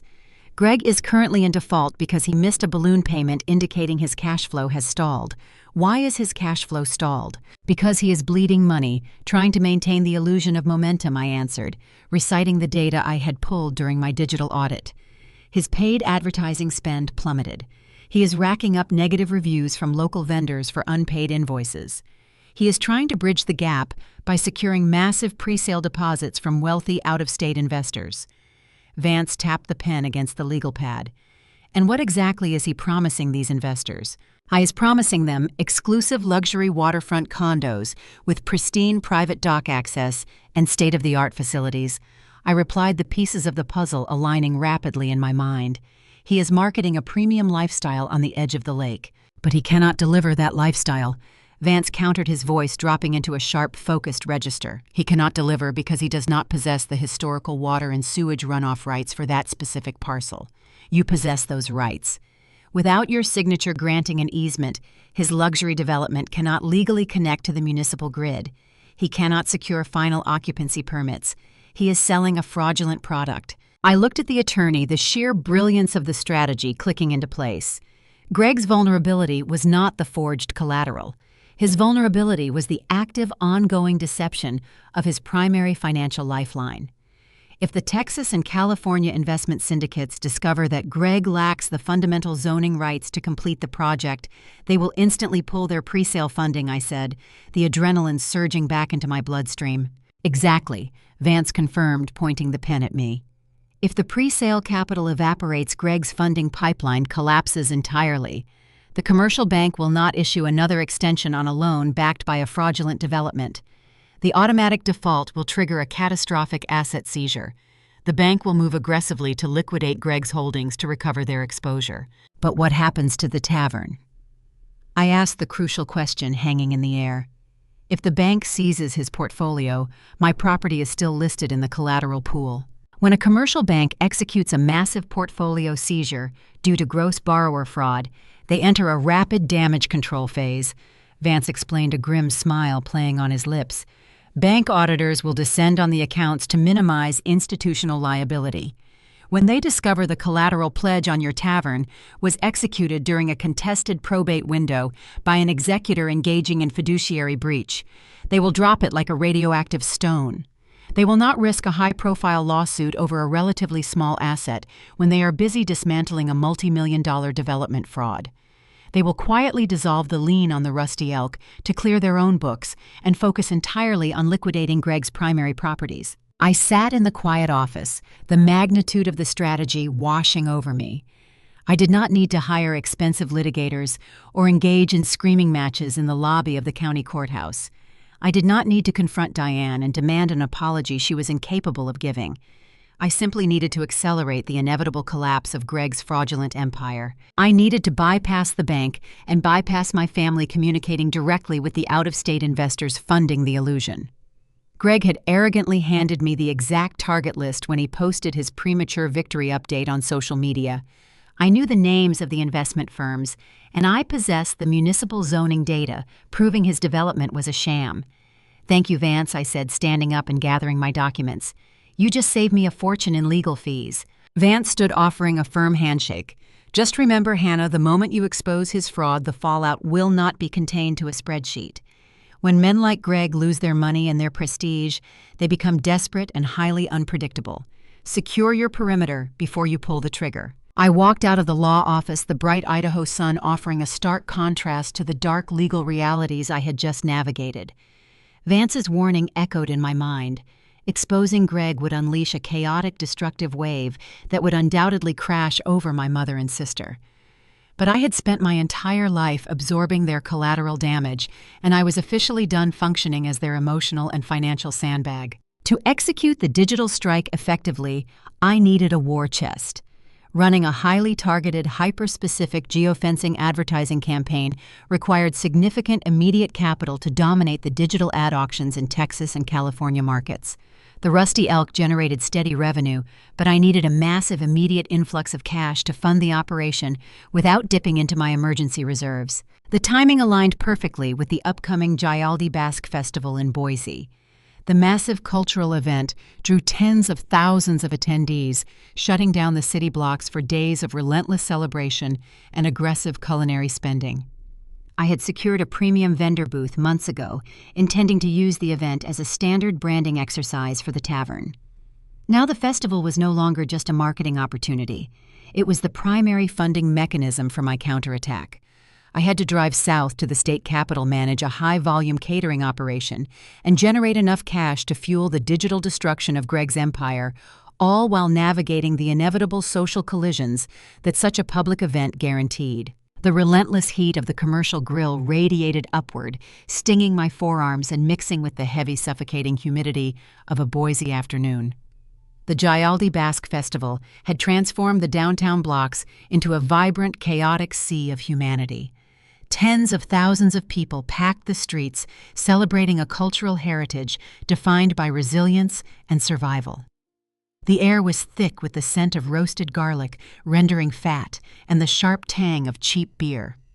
Traditional music echoed over the crowds, a rhythmic driving pulse that set the chaotic tempo for the weekend. My vendor booth was positioned near the center of the Basque block, securing prime foot traffic. I was running a high-volume catering operation designed for rapid turnover and maximum profit margin. The Rusty Elk banner hung above the tent, but we were not serving our signature salmon. We were churning out hundreds of traditional chorizos and golden-fried croquetas, keeping pace with a relentless, unyielding line of hungry festival goers. The physical labor was grueling. My boots ached against the hot asphalt, and my tactical apron was stained with grease and flour. But the cash register was constantly opening and closing, feeding the war chest. I desperately needed to launch my digital counterattack against Greg. Every sizzling sausage moved me one step closer to securing the capital required to dismantle his empire. Around 2 in the afternoon, the punishing lunch rush finally began to taper off. I wiped my forehead with the back of my wrist, stepping away from the primary grill to drink from a battered water bottle. The brief moment of respite shattered instantly. I saw them navigating through the dense crowd, moving with the distinct haughty entitlement of people who believed they owned the sidewalk. Greg and Sarah stood out against the backdrop of casual festival attire like a glaring typographical error on a clean page. Greg wore a tailored linen blazer and expensive imported sunglasses, projecting the image of a wealthy developer casually slumming it among the working class. Sarah walked beside him draped in a flowing designer maternity dress, her hand resting performatively on her swollen stomach. They were not in Boise to celebrate Basque culture.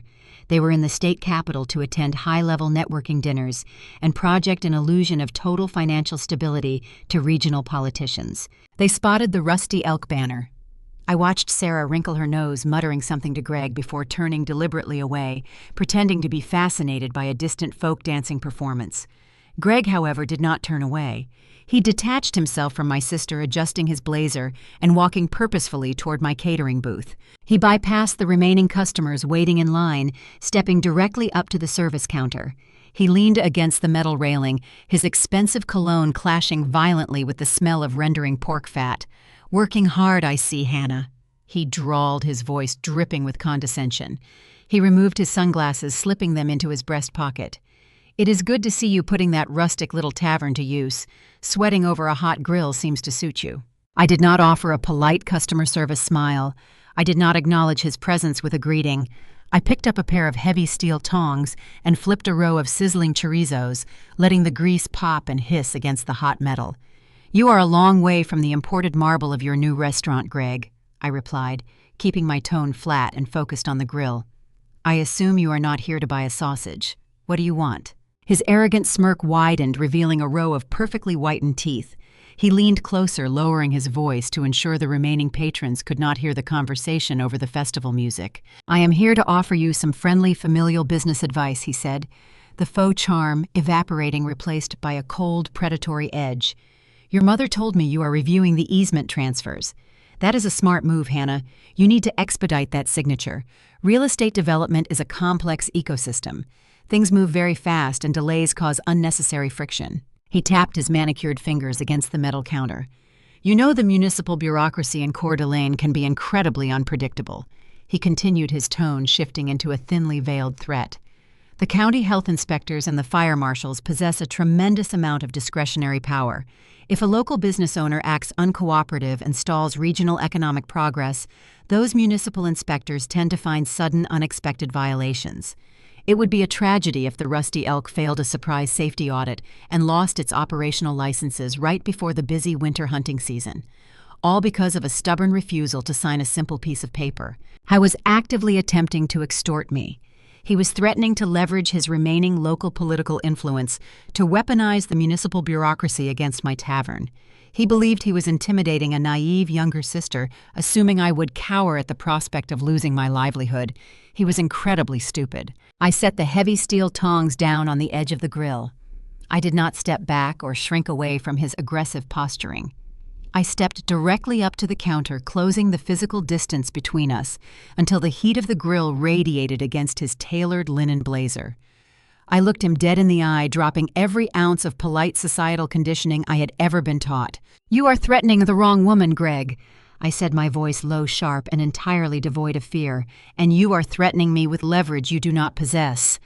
His arrogant smirk faltered slightly, a brief flash of confusion breaking through his confident facade. "What are you talking about?" he demanded, crossing his arms over his chest. "I am talking about your impending bankruptcy," I replied, delivering the truth with surgical precision. "I am talking about the multi-million-dollar pre-sale marketing campaign you are running in Texas and California. You are selling luxury waterfront condos to out-of-state investors, promising them pristine private dock access and exclusive waterfront facilities." I leaned in closer, ensuring he heard every single syllable over the chaotic festival noise. "But you cannot deliver that access, Greg, because you built your glass monument without securing the historical water and sewage runoff rights. You are currently marketing a fraudulent development. Your entire empire is zoned illegally, and you are bleeding cash trying to hide the reality from your investors."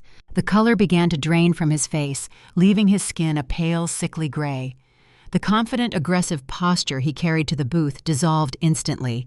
He uncrossed his arms, his hands dropping to the counter, gripping the metal edge to steady himself.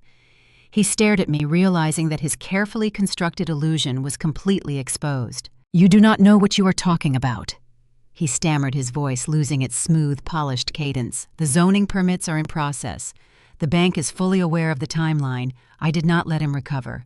I pressed the advantage, driving the final nail into his desperate narrative. "The bank is issuing default notices because you missed your balloon payment, Greg," I continued relentlessly.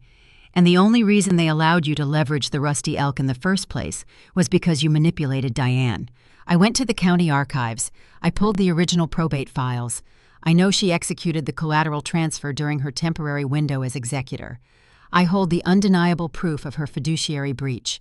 You convinced a traumatized, terrified woman to mortgage my inheritance to fund your lies." He stood frozen at the counter, the festive noise of the Basque Festival fading into the background. The realization of his total exposure paralyzed him. He could not intimidate me with threats of health inspectors because he knew I possessed the power to destroy him on a federal level. If I reported the probate fraud to the bank auditors and the zoning violations to the State Real Estate Commission, he would face immediate criminal indictment. "Do not ever threaten my business again," I warned him, my voice cold and unyielding. "You go back to your pregnant wife and your failing restaurant. You wait for the inevitable collapse, and you leave my family out of your wreckage." I turned my back on him, picking up the heavy steel tongs and returning to the sizzling grill. I did not watch him leave. I focused on flipping the chorizos, listening to his hurried, stumbling footsteps retreat into the dense crowd. The confrontation confirmed everything I suspected. Greg was a desperate, cornered animal running out of options and running out of time. But I could not rely on him quietly accepting defeat. Cornered animals are wildly unpredictable, and he would undoubtedly attempt one final chaotic maneuver to save his sinking ship. I needed to launch the digital strike immediately. I needed to bypass the local gossip and deliver the fatal blow directly to his financial lifeline before he could deploy his lawyers to silence me. The war chest was full, and the target list was primed. It was time to return to Coeur d'Alene and set the digital trap that would end his empire for good. The exhaust fan, above the deep fryers, hummed a dull, monotonous roar, masking the ambient noise of the tavern dining room. I had returned from the chaotic exhaustion of the Boise Festival, armed with a canvas bank bag heavy with cash. That cash was now deposited, and the available balance in my operational marketing account was primed. I locked the heavy oak door of my office, settling into my ergonomic chair, and cracked my knuckles. The physical labor of serving hundreds of chorizo's was over. The surgical precision of digital warfare was about to begin. I woke the dual monitors glowing on my desk.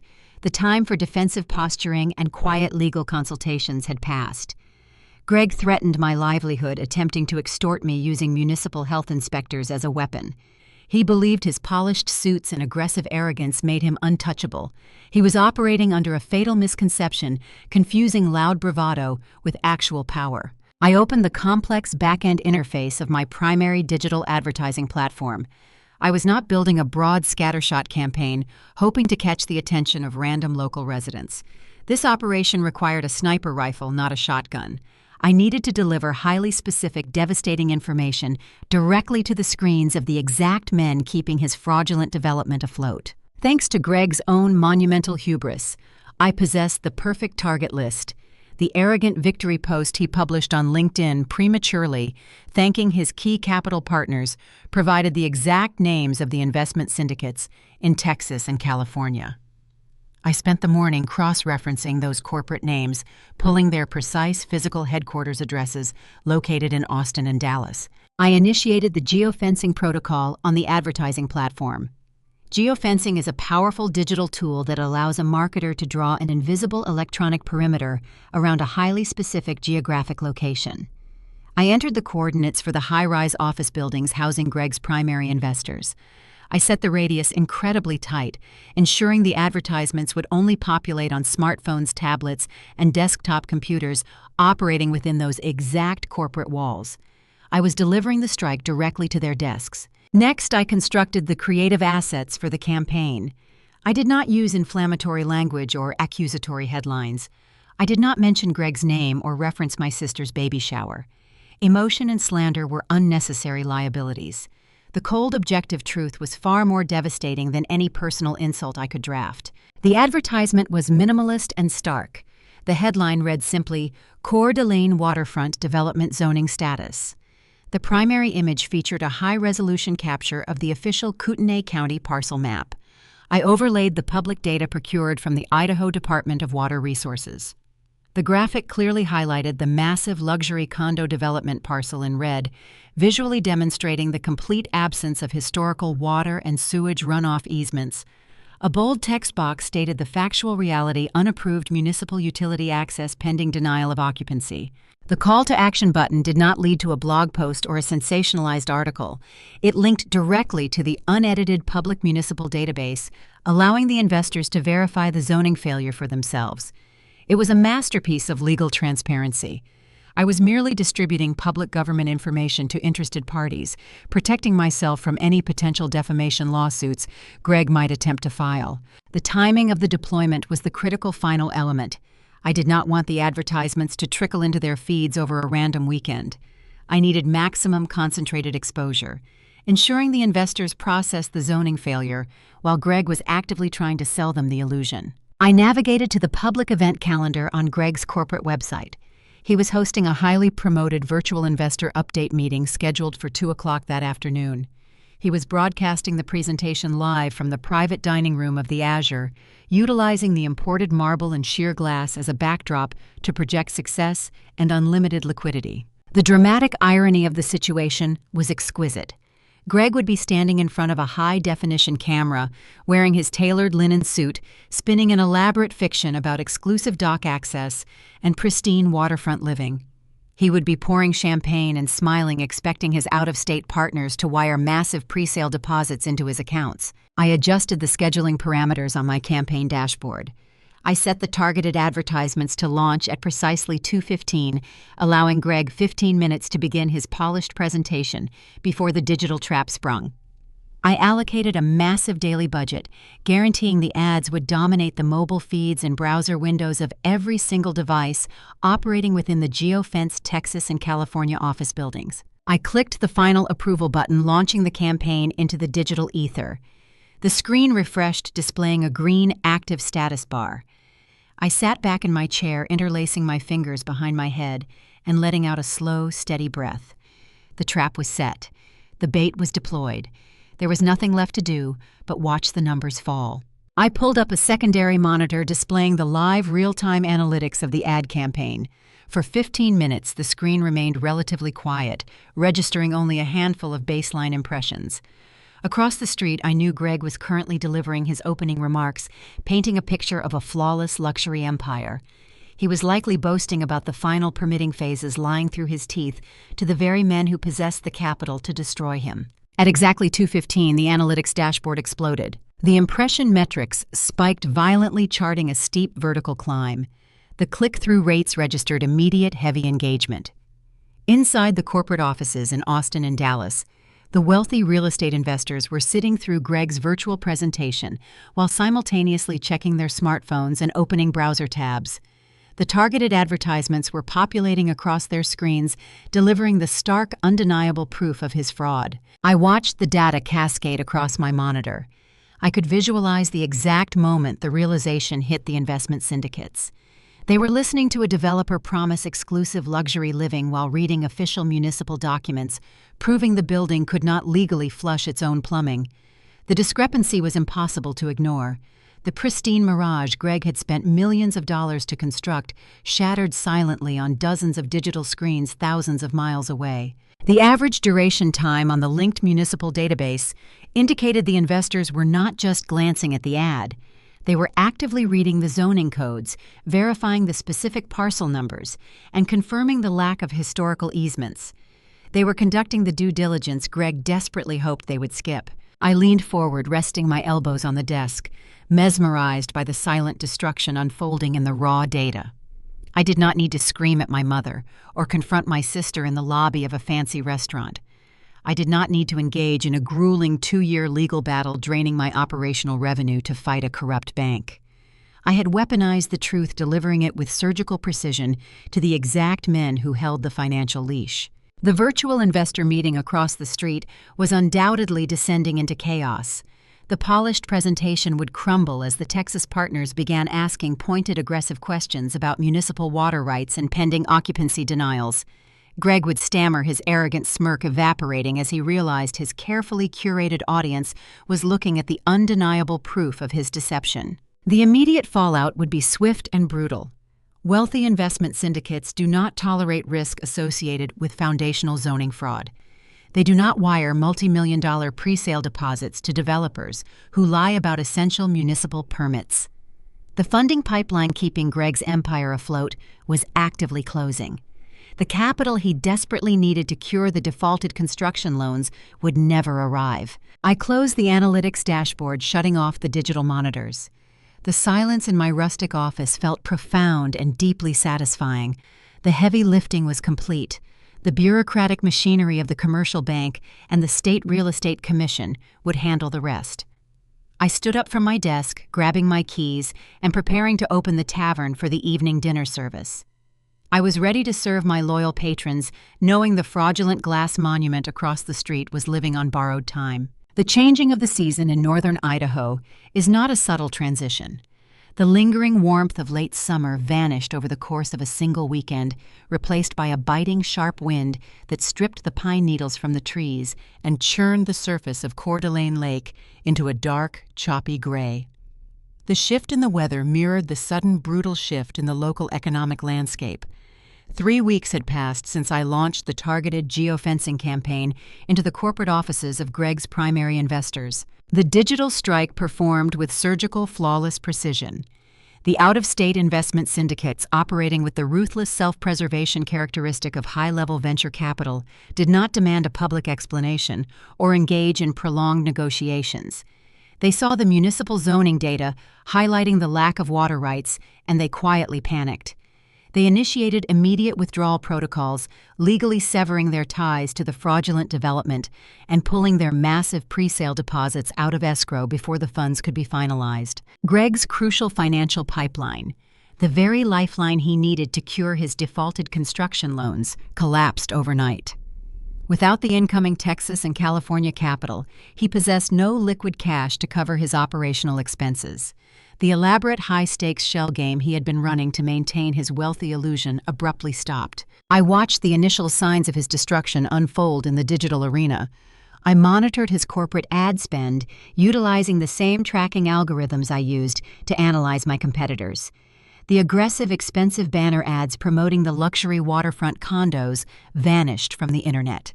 His paid search volume flatlined, registering zero activity. The digital silence was the first undeniable indicator that the money was truly gone. But the digital collapse was merely a precursor to the loud, deeply public physical failure currently dismantling his empire across the street. A small resort town like Coeur d'Alene possesses a tightly woven business community where reputation and cash flow are discussed openly at local diners and hardware stores. You cannot hide a multi-million-dollar real estate collapse in a town this size. The morning the crisis became public knowledge, I was standing on the front patio of the Rusty Elk, wiping down the heavy wooden tables before the lunch service. The air was crisp, carrying the scent of wood smoke from the neighboring cabins. I looked across the two-lane road toward the towering glass and steel structure of the Azure and the adjacent unfinished luxury condominiums. The construction site was usually a hive of deafening activity. Fleets of heavy machinery roared, diesel engines rumbling, while dozens of local contractors hammered, sawed, and welded the luxury project together. Today the site was eerily silent. I leaned against the Riverstone half-wall of my patio, watching the fallout materialize. A line of heavily loaded pickup trucks bearing the logos of local electrical and plumbing unions was parked haphazardly along the shoulder of the road. The contractors were not wearing hard hats or carrying tool belts. They were marching out of the unfinished condo units carrying massive spools of copper wire, expensive lighting fixtures, and heavy tools. They were walking off the job. The news had circulated through the local trade networks rapidly. Greg had missed the final crucial balloon payment on his primary construction loan, and the commercial bank responded by immediately freezing his operational accounts. The checks he issued to the local subcontractors had bounced. Plumbers, electricians, and drywallers, recognizing the unmistakable signs of a developer going under, were aggressively reclaiming their uninstalled materials before the bank could lock the gates and seize the assets. It was a chaotic, angry scene. I could hear the shouted curses and the slamming of tailgates carrying across the asphalt. These were hard-working local men and women who relied on timely payments to feed their families and keep their own small businesses afloat. Greg had sold them the same arrogant illusion he sold his out-of-state investors, promising lucrative long-term contracts while knowing his funding was built on a lie. Now the local workforce was extracting their own rough justice, stripping the construction site of any remaining value. The humiliation for Greg was absolute and inescapable. He could not spin this failure as a temporary administrative delay. He could not post a polished update on social media, claiming the project was merely pivoting directions. He was being publicly gutted in broad daylight, his reputation among the local tradesmen permanently destroyed. No reputable contractor in the Panhandle would ever work for his development company again. Later that afternoon, the bureaucratic machinery of the commercial bank delivered the final blow. A sleek black sedan pulled up to the curb outside the Azure. Two men wearing tailored suits and carrying thick leather portfolios stepped out of the vehicle. They did not walk to the main entrance to request a meeting. They walked purposefully to the heavy glass double doors of the restaurant and the chain-link fence surrounding the condo site. They utilized a staple gun to affix bright orange heavy cardstock notices directly onto the glass and the metal fencing. I knew exactly what those documents were. I had received my own terrifying notice from the bank manager in my office 3 weeks ago. But these were not preliminary warnings or intent to seize notifications. These were formal public foreclosure and asset seizure declarations. The bank had officially taken possession of the property, changing the locks and terminating Greg's legal access to the buildings. The sheer speed of the collapse was breathtaking. In less than a month, Greg went from hosting exclusive baby showers in a luxury private dining room to watching bank auditors staple foreclosure notices to his front doors. The empire he built to project dominance and shield his fragile ego was reduced to an abandoned construction site and a frozen bank account. My phone remained silent throughout the entire ordeal. My mother and sister did not call me to scream or beg or manipulate. The arrogant silence they maintained after the baby shower exclusion had morphed into a panicked, humiliated silence. They were trapped inside their own collapsing reality, desperately trying to comprehend how the wealth they worshipped evaporated so violently. I did not experience a cinematic surge of vindictive joy watching the contractors strip the building across the street. The sight was sobering, a stark reminder of the devastating consequences that follow when arrogance overrides integrity. I felt the profound, exhausting weight of survival. I had navigated the fraudulent traps set by my own family, identified the critical vulnerabilities in their empire, and executed a strategy that neutralized their threat against my business. The Rusty Elk remained secure, its heavy timber walls unaffected by the financial hurricane destroying the glass monument across the street. But while Greg's failure was now a matter of public record, the intricate legal knot tying my tavern to his ruined portfolio still required untangling. The forged collateral claim Diane executed during the probate period remained technically active on my title. When the people who mistreated you finally face the consequences of their own actions, do you feel vindicated or just exhausted? Let me know in the comments below. I walked back inside the tavern, the warmth of the roaring stone fireplace offering a welcome contrast to the bitter wind outside. The lunch crowd was beginning to arrive, local patrons seeking hearty food and a reliable atmosphere. I greeted my regular customers pulling pints of amber ale and serving plates of hot roasted salmon. I focused on the tangible, honest labor that defined my life. The digital strike had accomplished its primary objective, severing Greg's funding and triggering the bank's seizure. The offensive maneuver was complete. Now I had to wait for the bureaucratic fallout to reach the county level. The commercial bank auditors were currently descending upon Greg's frozen accounts, tearing through his ledgers to minimize their institutional losses. When those auditors inevitably uncovered the fraudulent collateral pledge attached to my property, the final legal domino would fall. I simply had to maintain my position and allow the cold, unemotional paperwork of the American financial system to deliver the final verdict. The heavy oak door of my office clicked shut, muffling the ambient noise of the evening dinner service. The transition from the chaotic energy of the dining room to the quiet sanctuary of my workspace felt necessary. I sat down in my ergonomic chair and woke the dual monitors staring at the digital inbox that served as my primary connection to the outside world. The collapse of the luxury development across the street was a highly visible public spectacle, but the true dismantling of Greg's empire occurred in silence, executed by the relentless machinery of federal and state bureaucracies. The fallout from the targeted geofencing campaign escalated far beyond a simple withdrawal of pre-sale deposits.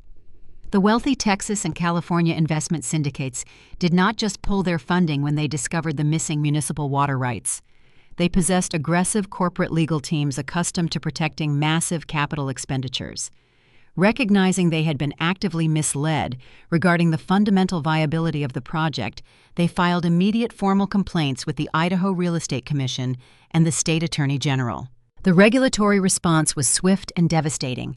The state commission officially froze every remaining asset tied to Greg's Development, LLC, initiating a comprehensive fraud investigation.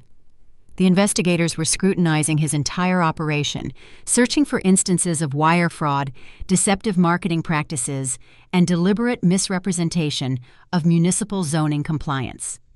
Greg was no longer just a failed developer dealing with angry local contractors. He was the primary target of a state-level inquiry that carried severe criminal implications. Because the state had frozen the development assets and the out-of-state funding had vanished, the commercial bank held absolute legal authority to execute their foreclosure protocols. They moved with ruthless corporate efficiency. The bank officially seized the Azure restaurant, chaining the heavy glass doors shut and posting security guards to prevent any further removal of materials. The glittering monument to new money, where my sister had hosted her lavish baby shower, was now a dark, empty shell owned entirely by a financial institution looking to mitigate its losses. While the state investigators pursued the zoning fraud, the commercial bank auditors descended upon the defaulted loan portfolios. They initiated a deep forensic review of every asset listed in the collateral pool tied to Greg's initial construction financing.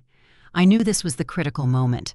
This was the juncture where the fraudulent cross-collateralization Diane executed during the probate period would finally face institutional scrutiny. I had consulted with Arthur Vance, the pragmatic real estate attorney who advised my digital strategy.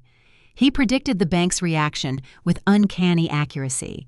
He told me that when a massive financial institution executes a high-profile portfolio seizure involving gross borrower fraud, their primary objective shifts to risk management and liability reduction. I received an email notification from David Caldwell, the regional bank director, who had served me the preliminary default notice weeks earlier.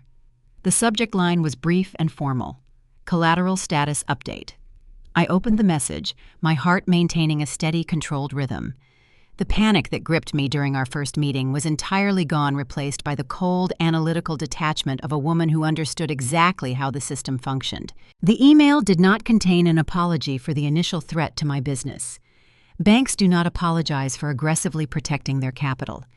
Instead, the message contained a brief, sterile notification, accompanied by a digital copy of a formal legal release. During the asset seizure audit, David wrote the Risk Management Division reviewed the specific probate documentation regarding the collateral pledge on your parcel.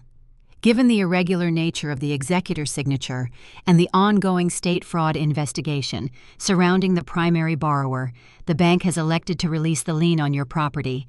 The attached document confirms the immediate dissolution of the cross-collateralization. Your title is clear.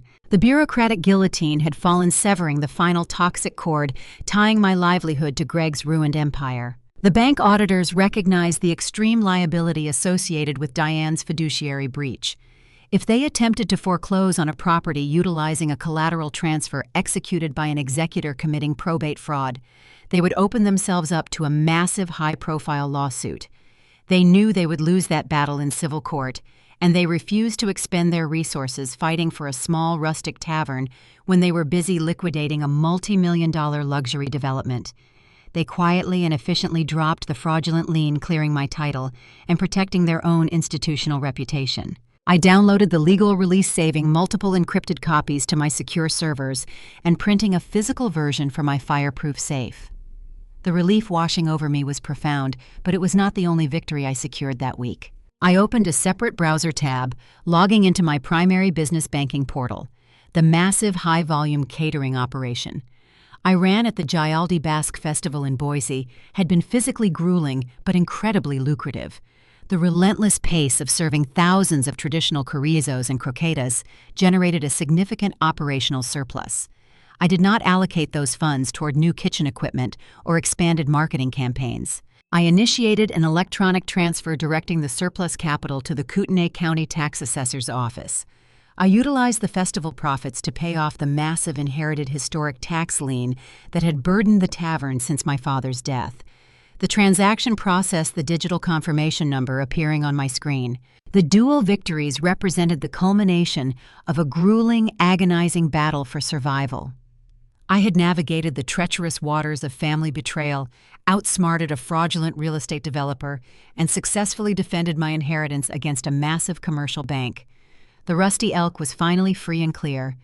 I owned the property, the historical water rights, and the operational revenue without a single encumbrance or looming threat. I leaned back in my chair, looking around the small, timbered office. The space felt different. The lingering anxiety that had haunted me since the day my father's will was read finally evaporated. I had built a fortress of genuine, rugged independence, relying on my own professional skills and unyielding determination. I did not need imported marble or wealthy investors to validate my worth. I needed the solid local riverstone and the honest labor that defined my life. When the people who mistreated you finally face the consequences of their own actions, do you feel vindicated or just exhausted? Let me know in the comments below. The exhaustion was certainly real, settling deep into my bones. The emotional toll of watching my mother sacrifice my future for a gilded illusion left a permanent scar. But the vindication was undeniable. I had survived the attempt to consume my business and emerged stronger, more focused, and entirely self-reliant. The digital and legal wars were over, but the personal fallout was just beginning. The state investigation, the bank foreclosures, and the total collapse of Greg's wealth guaranteed a devastating impact on the daily lives of my mother and sister. The protective shield of arrogance they had worn in the lobby of the Azure was shattered, leaving them exposed to the brutal reality of the decisions they made. The financial storm had passed over my tavern, but it was currently tearing the roof off their entire world. The brutal Idaho winter arrived with a sudden aggressive drop in temperature, freezing the surface of the lake near the shoreline and blanketing the pine trees in heavy white powder. The transition from autumn to winter always slowed the pace of the resort town, transforming the bustling tourist destination into a quiet, insulated community.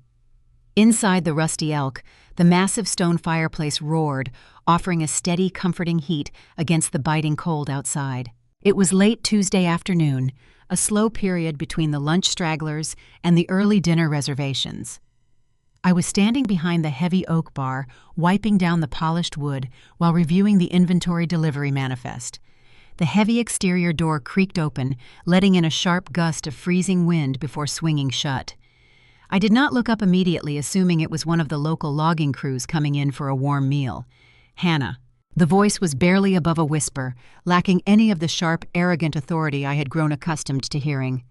I set my towel down and looked toward the entryway. Sarah stood just inside the door, shifting her weight awkwardly. She looked nothing like the polished, wealthy socialite who had banished me from the lobby of the Azure months ago. The designer maternity dresses and the expensive salon styling were gone. She wore a simple, faded gray wool sweater that looked slightly too large for her frame and scuffed leather boots. Dark, exhausting circles bruised the skin under her eyes, and her face was pale and drawn. But it was what she was holding that forced the breath from my lungs. Sarah was cradling a newborn baby tight against her chest, protecting the infant from the harsh winter drafts. She had given birth a week earlier, a milestone I only knew about because the local hospital registry updated the municipal birth records I occasionally monitored for community outreach marketing. The baby was not dressed in the imported organic cotton garments or the luxury designer brands Sarah had boasted about securing. The infant was wrapped securely in a thick, familiar flannel fabric. The rustic pattern of evergreen trees and sleeping brown bears was unmistakable. Chekhov's gun, the handmade quilt I had meticulously stitched together and brought to the baby shower, finally made its return. The very item Sarah had mocked as a thrift store prop, the gift she claimed would embarrass her in front of wealthy investors, was now the only substantial barrier keeping her child warm against the freezing mountain air. I stared at the quilt, the profound irony of the visual striking me with physical force. The fragile illusion of wealth had shattered, leaving behind the undeniable necessity of functional warmth. I stepped out from behind the bar, walking slowly toward her. I did not cross my arms or project a defensive posture. The anger that had fueled my digital strike and sustained me through the bank threats evaporated. Looking at my sister shivering in the entryway, holding her newborn in my rejected gift, I felt only the heavy, crushing weight of pity. "Bring him near the fire, Sarah," I said, keeping my voice low and gentle. "It is too cold to stand by the door." She did not argue or attempt to mask her vulnerability with a sharp remark. She followed me toward the hearth, sinking heavily into one of the oversized leather armchairs positioned near the roaring flames. She adjusted the quilt, ensuring the baby was securely bundled before looking up at me. The arrogant defiance was entirely gone, replaced by the hollow stare of total defeat. "He is beautiful," I said, offering the simplest, most honest truth I could muster. Sarah looked down at the sleeping infant, a fresh wave of tears welling in her exhausted eyes. "We named him Leo," she whispered, her voice cracking. I pulled a wooden chair from a nearby table and sat down opposite her, allowing the crackle of the burning logs to fill the silence. I did not press her for an explanation or demand an apology for the past. I knew the bureaucratic machinery of the state had already delivered a punishment far more severe than any lecture I could provide. "Greg was arrested yesterday morning," she said, the words spilling out in a rushed, fractured cadence. "The State Real Estate Commission turned their findings over to the federal authorities. They indicted him on multiple counts of wire fraud and deceptive commercial practices. The federal agents seized his computers and froze every single personal and business account tied to his name. She pulled the quilt tighter around Leo, her hands shaking slightly. The bank formally initiated foreclosure proceedings on our house. The legal notices are taped to the front door, just like the ones they put on the restaurant across the street. I have nowhere to go, Hannah. I do not have access to a single dollar. My credit cards are declining at the grocery store. I had to beg the hospital nurses for extra formula samples before they discharged me. The reality of her situation was bleak and unsparing. Greg's desperate attempts to maintain the illusion of a luxury empire had resulted in federal criminal charges, leaving his wife and newborn son entirely destitute. The high society friends who attended her lavish baby shower had undoubtedly vanished the moment the indictment became public knowledge, eager to distance themselves from the radioactive fallout of a fraud scandal. I knew the money was running out. She confessed, the tears finally spilling over her eyelashes, tracking slowly down her pale cheeks. I saw the late payment notices piling up in his home office. I heard the frantic phone calls he tried to hide, but I was so terrified of losing the lifestyle. I was terrified of walking away from the status and admitting that the entire foundation was a lie. I convinced myself that he would find a way to fix it, that the next big investor deposit would solve everything. I chose the illusion over reality, and now my son is paying the price. The confession was raw, imperfect, and deeply painful. She was not a cartoon villain operating out of pure malice. She was a woman who had allowed vanity and the seductive promise of wealth to override her moral compass and her basic common sense. She had bought into the same fear of poverty that drove our mother prioritizing imported aesthetics over genuine stability. And Diane, I asked, needing to understand the full scope of the collapse, where is our mother in all of this? Sarah let out a bitter, hollow laugh, wiping her face with the sleeve of her faded sweater. Mom is locking herself inside her house, refusing to answer the phone or the door. She is humiliated. The local newspapers published the details of the indictment, including the fraudulent collateral transfers involving the estate. Her country club friends read the articles. She is a social pariah. She cannot afford to help me even if she wanted to. She looked at me, her expression raw and stripped of all pretense. I am so sorry, Hannah. I am sorry I mocked this place. I am sorry I treated you like a burden. You warned me about him, and I let my pride blind me.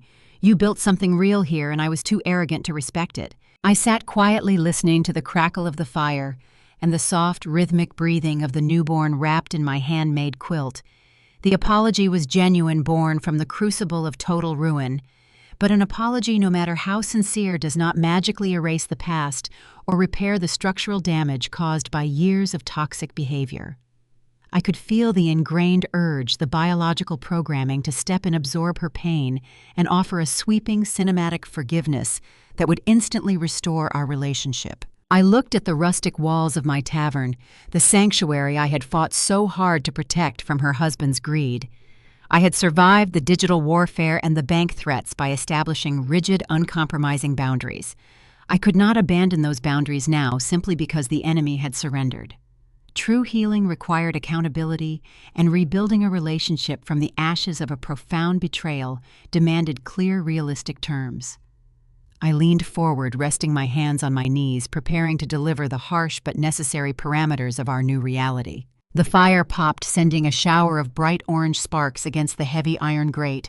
I watched the embers fade into ash, giving myself a moment to carefully construct my response. The woman sitting across from me was shattered, holding the physical consequence of her arrogance wrapped in the very fabric she had rejected. Delivering a boundary in this moment felt akin to pouring antiseptic over a raw, open wound. It was necessary to prevent the infection from spreading, but it was guaranteed to cause intense, immediate pain. I look at you and I see my sister.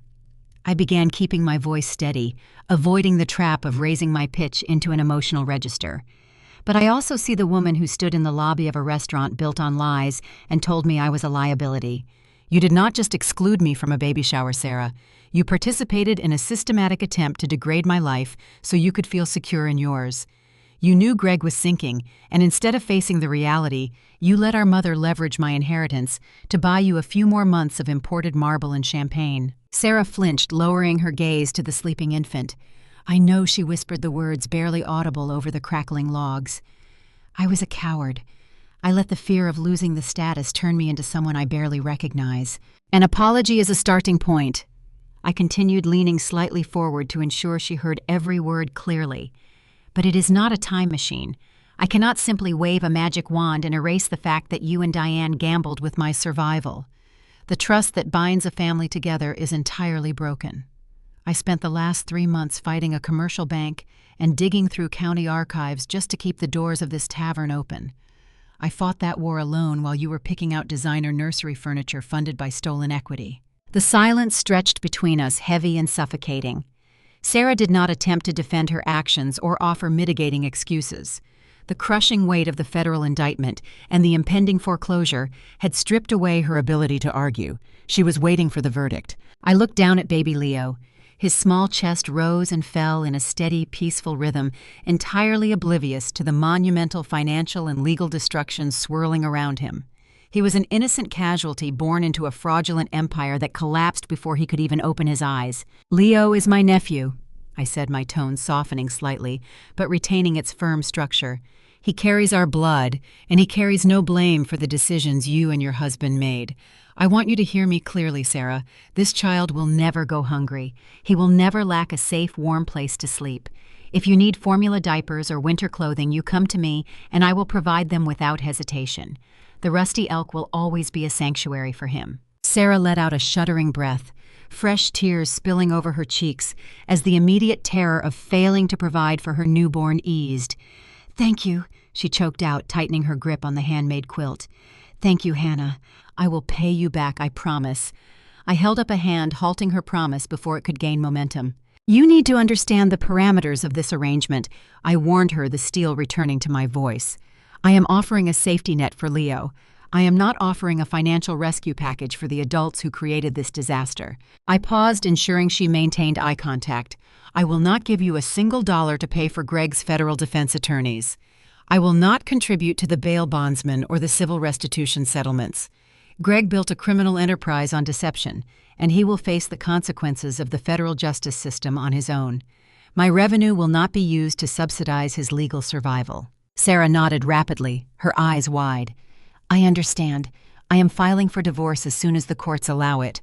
I cannot stay tied to him, not after what he did."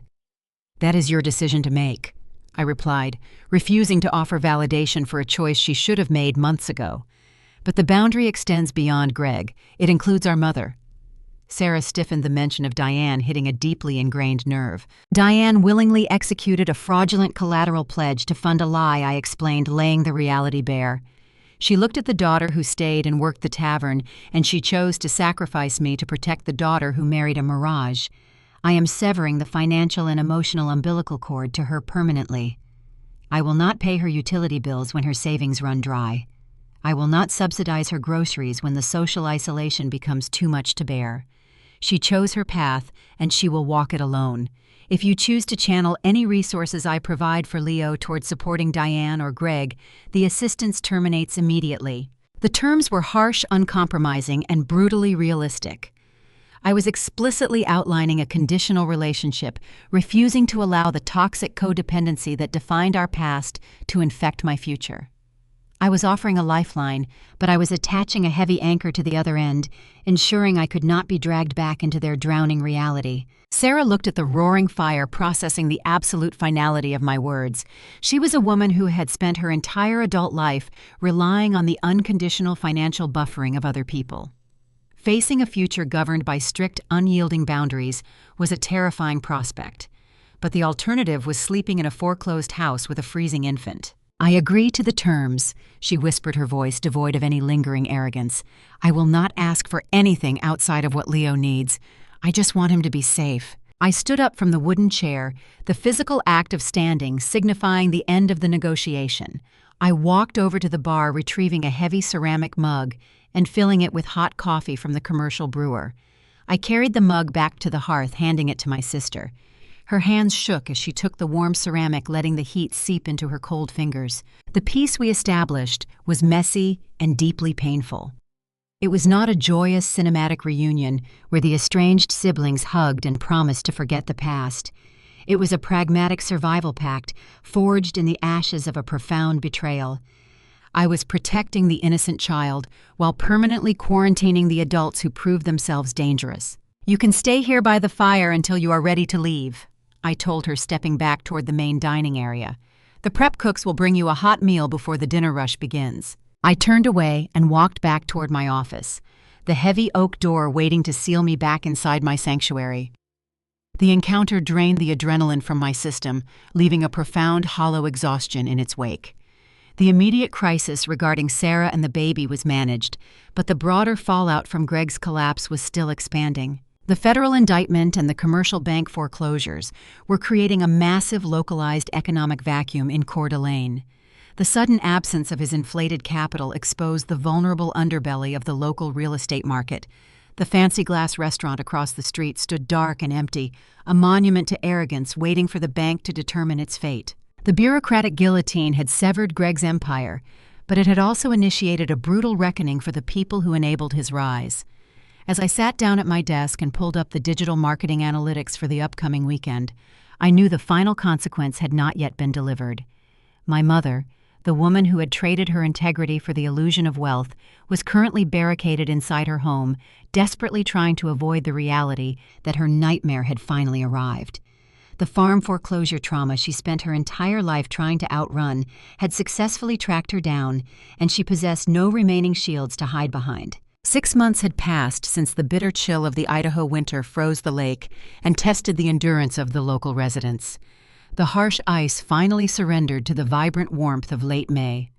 Snowmelt turned the mountain creeks into rushing rivers, feeding fresh, clear water into the deep basin of Coeur d'Alene Lake. The towering pine forests regained their rich emerald color, shedding the heavy frost that had blanketed the panhandle. Inside the Rusty Elk, the transition of the seasons brought a surging wave of new business. The spring tourist season arrived, drawing a fresh influx of hikers, anglers, and outdoor enthusiasts who filled my timbered dining room. The tavern was thriving, echoing with the sound of laughter, clinking heavy pint glasses, and the sizzle of fresh salmon on the commercial grills. Across the asphalt, the glass and steel monument known as the Azure remained frozen in a state of unnatural suspended animation. The commercial bank had chained the heavy doors shut months ago, leaving the imported marble lobby to gather dust. The pristine windows were streaked with dried rain, and the manicured landscaping had overgrown into unruly weeds. But the financial purgatory holding the property hostage was finally reaching its designated conclusion. The commercial lending division had finalized the asset seizure and scheduled a public foreclosure auction to liquidate the building. The auction took place on a crisp Tuesday morning right on the front steps of the failed restaurant. David Caldwell, the regional bank director, stood next to a county auctioneer, holding a thick clipboard. A handful of local real estate speculators and commercial developers hovered nearby, drinking coffee from paper cups and eyeing the sheer glass facade. The atmosphere among the potential buyers was hesitant and deeply skeptical.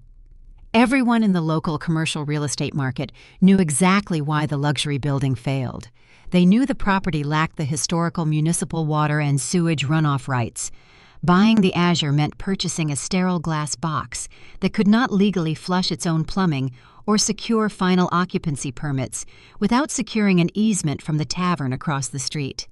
The fatal zoning defect made the building a severe liability, scaring away the seasoned investors. I walked across the gravel shoulder and joined the small crowd gathering on the concrete walkway. I did not wear a tailored suit or attempt to project an intimidating corporate persona. I wore my scuffed leather boots and a simple denim jacket, standing quietly at the back of the group.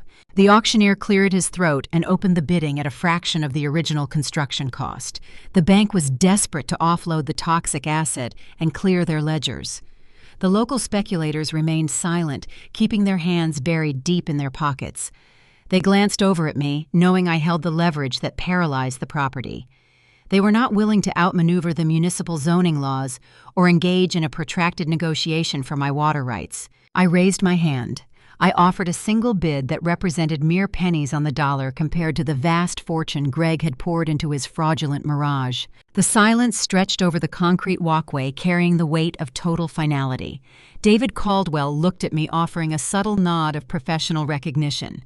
He understood the flawless mechanics of the strategy I had executed. The auctioneer called for competing offers, pointing his wooden gavel toward the quiet crowd. Hearing no response from the hesitant developers, he struck the gavel against the podium with a sharp, resounding crack. The property was mine. I used the significant operational profits generated from the festival catering and the busy winter hunting season to purchase the very building where my family had banished me. The ultimate payoff was secured not through shouting or vindictive arguments, but through cold, unemotional paperwork and strategic patience. I walked up to the heavy glass doors. The bank representatives handed me a set of brass keys, removing the heavy iron chains that had bound the entrance for half a year. I stepped inside the cavernous dining room, leaving the crowd behind. The air inside was stale, smelling of trapped dust and unfulfilled ambition. The crystal chandeliers hung above empty tables, casting scattered prisms of light across the cold marble floors. I did not see a luxury restaurant designed to impress out-of-state elites. I saw an opportunity for authentic expansion.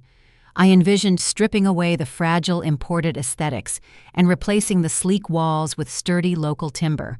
I planned to knock down the sterile partitions and expand the rustic brand of the Rusty Elk directly into the sprawling space. I held the legal water rights, which meant I could finally connect the plumbing to the municipal grid and secure the occupancy permits on my own terms. I was physically absorbing the empire that had tried to destroy me, transforming a monument to arrogance into an honest extension of my own labor. Later that afternoon, I sat on the quiet back porch of my tavern, taking a break from the lunch service. The wooden deck overlooked a dense grove of evergreen trees, sloping gently down toward the shimmering surface of the lake. I held a small ceramic plate holding a slice of fresh homemade huckleberry pie, the dark purple juice staining the flaky golden crust.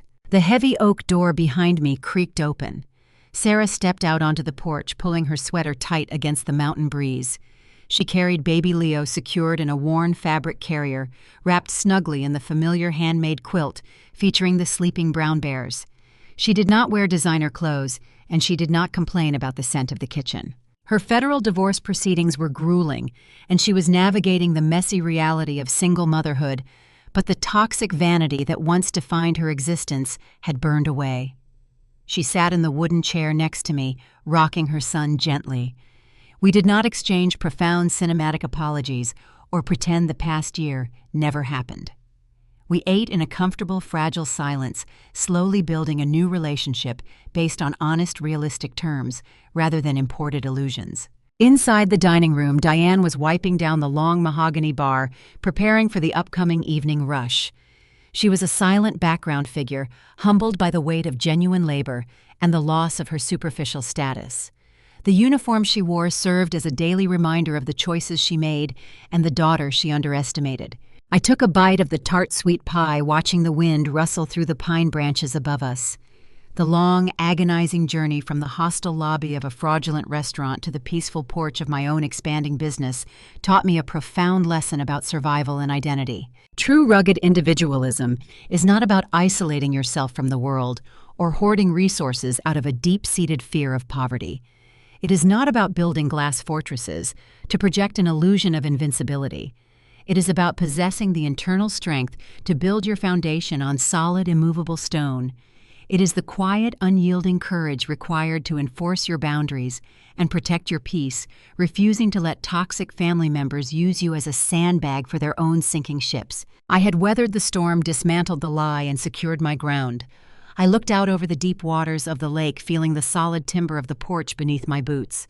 The fraudulent empires had fallen, and the horizon belonged entirely to me. When the snow melts in the Idaho Panhandle, it reveals the raw earth beneath the pine needles. It exposes what survived the long winter and what rotted away under the ice. We spend our lives building homes, constructing families, and chasing our own version of the American dream. We put up sheer windows to catch the light and lay imported marble to project success to our neighbors. But the story of the Allen family teaches a harsh, undeniable truth about the architecture of a household. A building is only as strong as its foundation, and a family is only as secure as the honesty holding it together. In traditional American culture, we often measure a parent's success by the tangible lifestyle they provide. We applaud the outward markers of stability, evaluating worth by the zip code, the brand of the stroller, and the catered baby showers. Diane Allen looked at her children through the distorted lens of her own unresolved trauma. Having lost a farm to the banking crisis decades earlier, she equated physical dirt with failure and flashing wealth with safety. She lacked the emotional awareness required to separate her own childhood fears from her duties as a mother. When a parent operates from a place of unhealed panic, they lose the capacity for fairness. Diane sacrificed the steady, honest labor of one daughter to subsidize the glittering mirage of another. She mortgaged a rightful inheritance to fund a lie, believing she was acting as a protector. But true family responsibility does not mean shielding your children from the reality of hard work. It means equipping them with the integrity to build their own lives on solid ground. When parents play favorites based on perceived social status, they do not elevate the chosen child. They set them up for a devastating fall, stripping them of the resilience required to survive the real world. Sarah was raised to value the aesthetic of prosperity over the substance of character.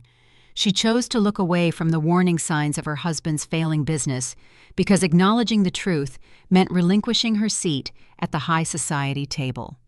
Raising children with a healthy moral compass requires teaching them that honesty is the ultimate currency. If we guide our children to believe that appearances dictate their worth, we leave them incredibly vulnerable to charlatans who sell empty promises. Greg was able to manipulate the family because he recognized their appetite for illusion. He sold them waterfront property without water rights, and they eagerly bought the deception because it looked beautiful from the outside. Long-term guidance means sitting at the kitchen table and teaching the next generation to value the calloused hands of honest labor over the polished smile of a grifter. It means demonstrating that a hand-stitched quilt holds more genuine warmth than a designer label bought on credit. True wealth is not defined by the car in the driveway, but by the peace of mind that comes from knowing you own the ground beneath your feet. The burden of enforcing these values often falls on the child who refuses to participate in the charade. Establishing a boundary within a toxic family structure feels like standing in the freezing wind.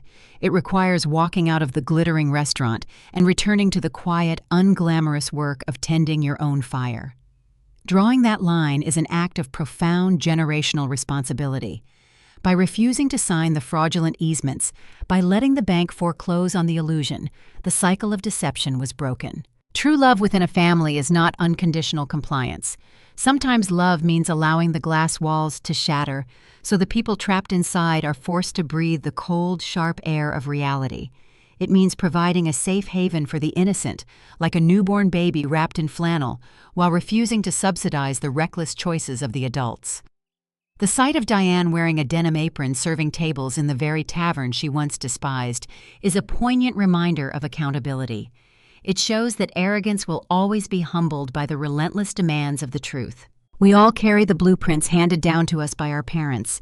We inherit their fears, their prejudices, and their definitions of success. But we also possess the power to draft a new set of plans. If you have ever had to break ground on your own life because the home you were given was built on a lie, you understand the heavy cost of that independence. You know the sting of being mocked by the very people you eventually have to save. Thank you for taking this journey with me today. If this story resonated with your own search for truth and stability, please hit the like button, leave a comment sharing your thoughts, and subscribe to Ariana Revenger. Join our community as we continue to explore the intricate, painful, and ultimately empowering dynamics of family survival.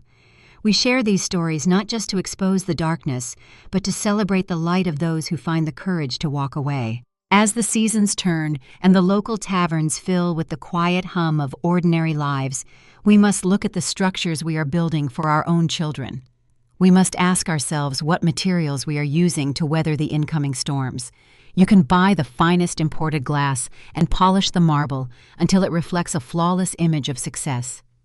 But when the winter wind howls through the valley and the financial tides recede, the facade always strips away, leaving only the raw timber behind.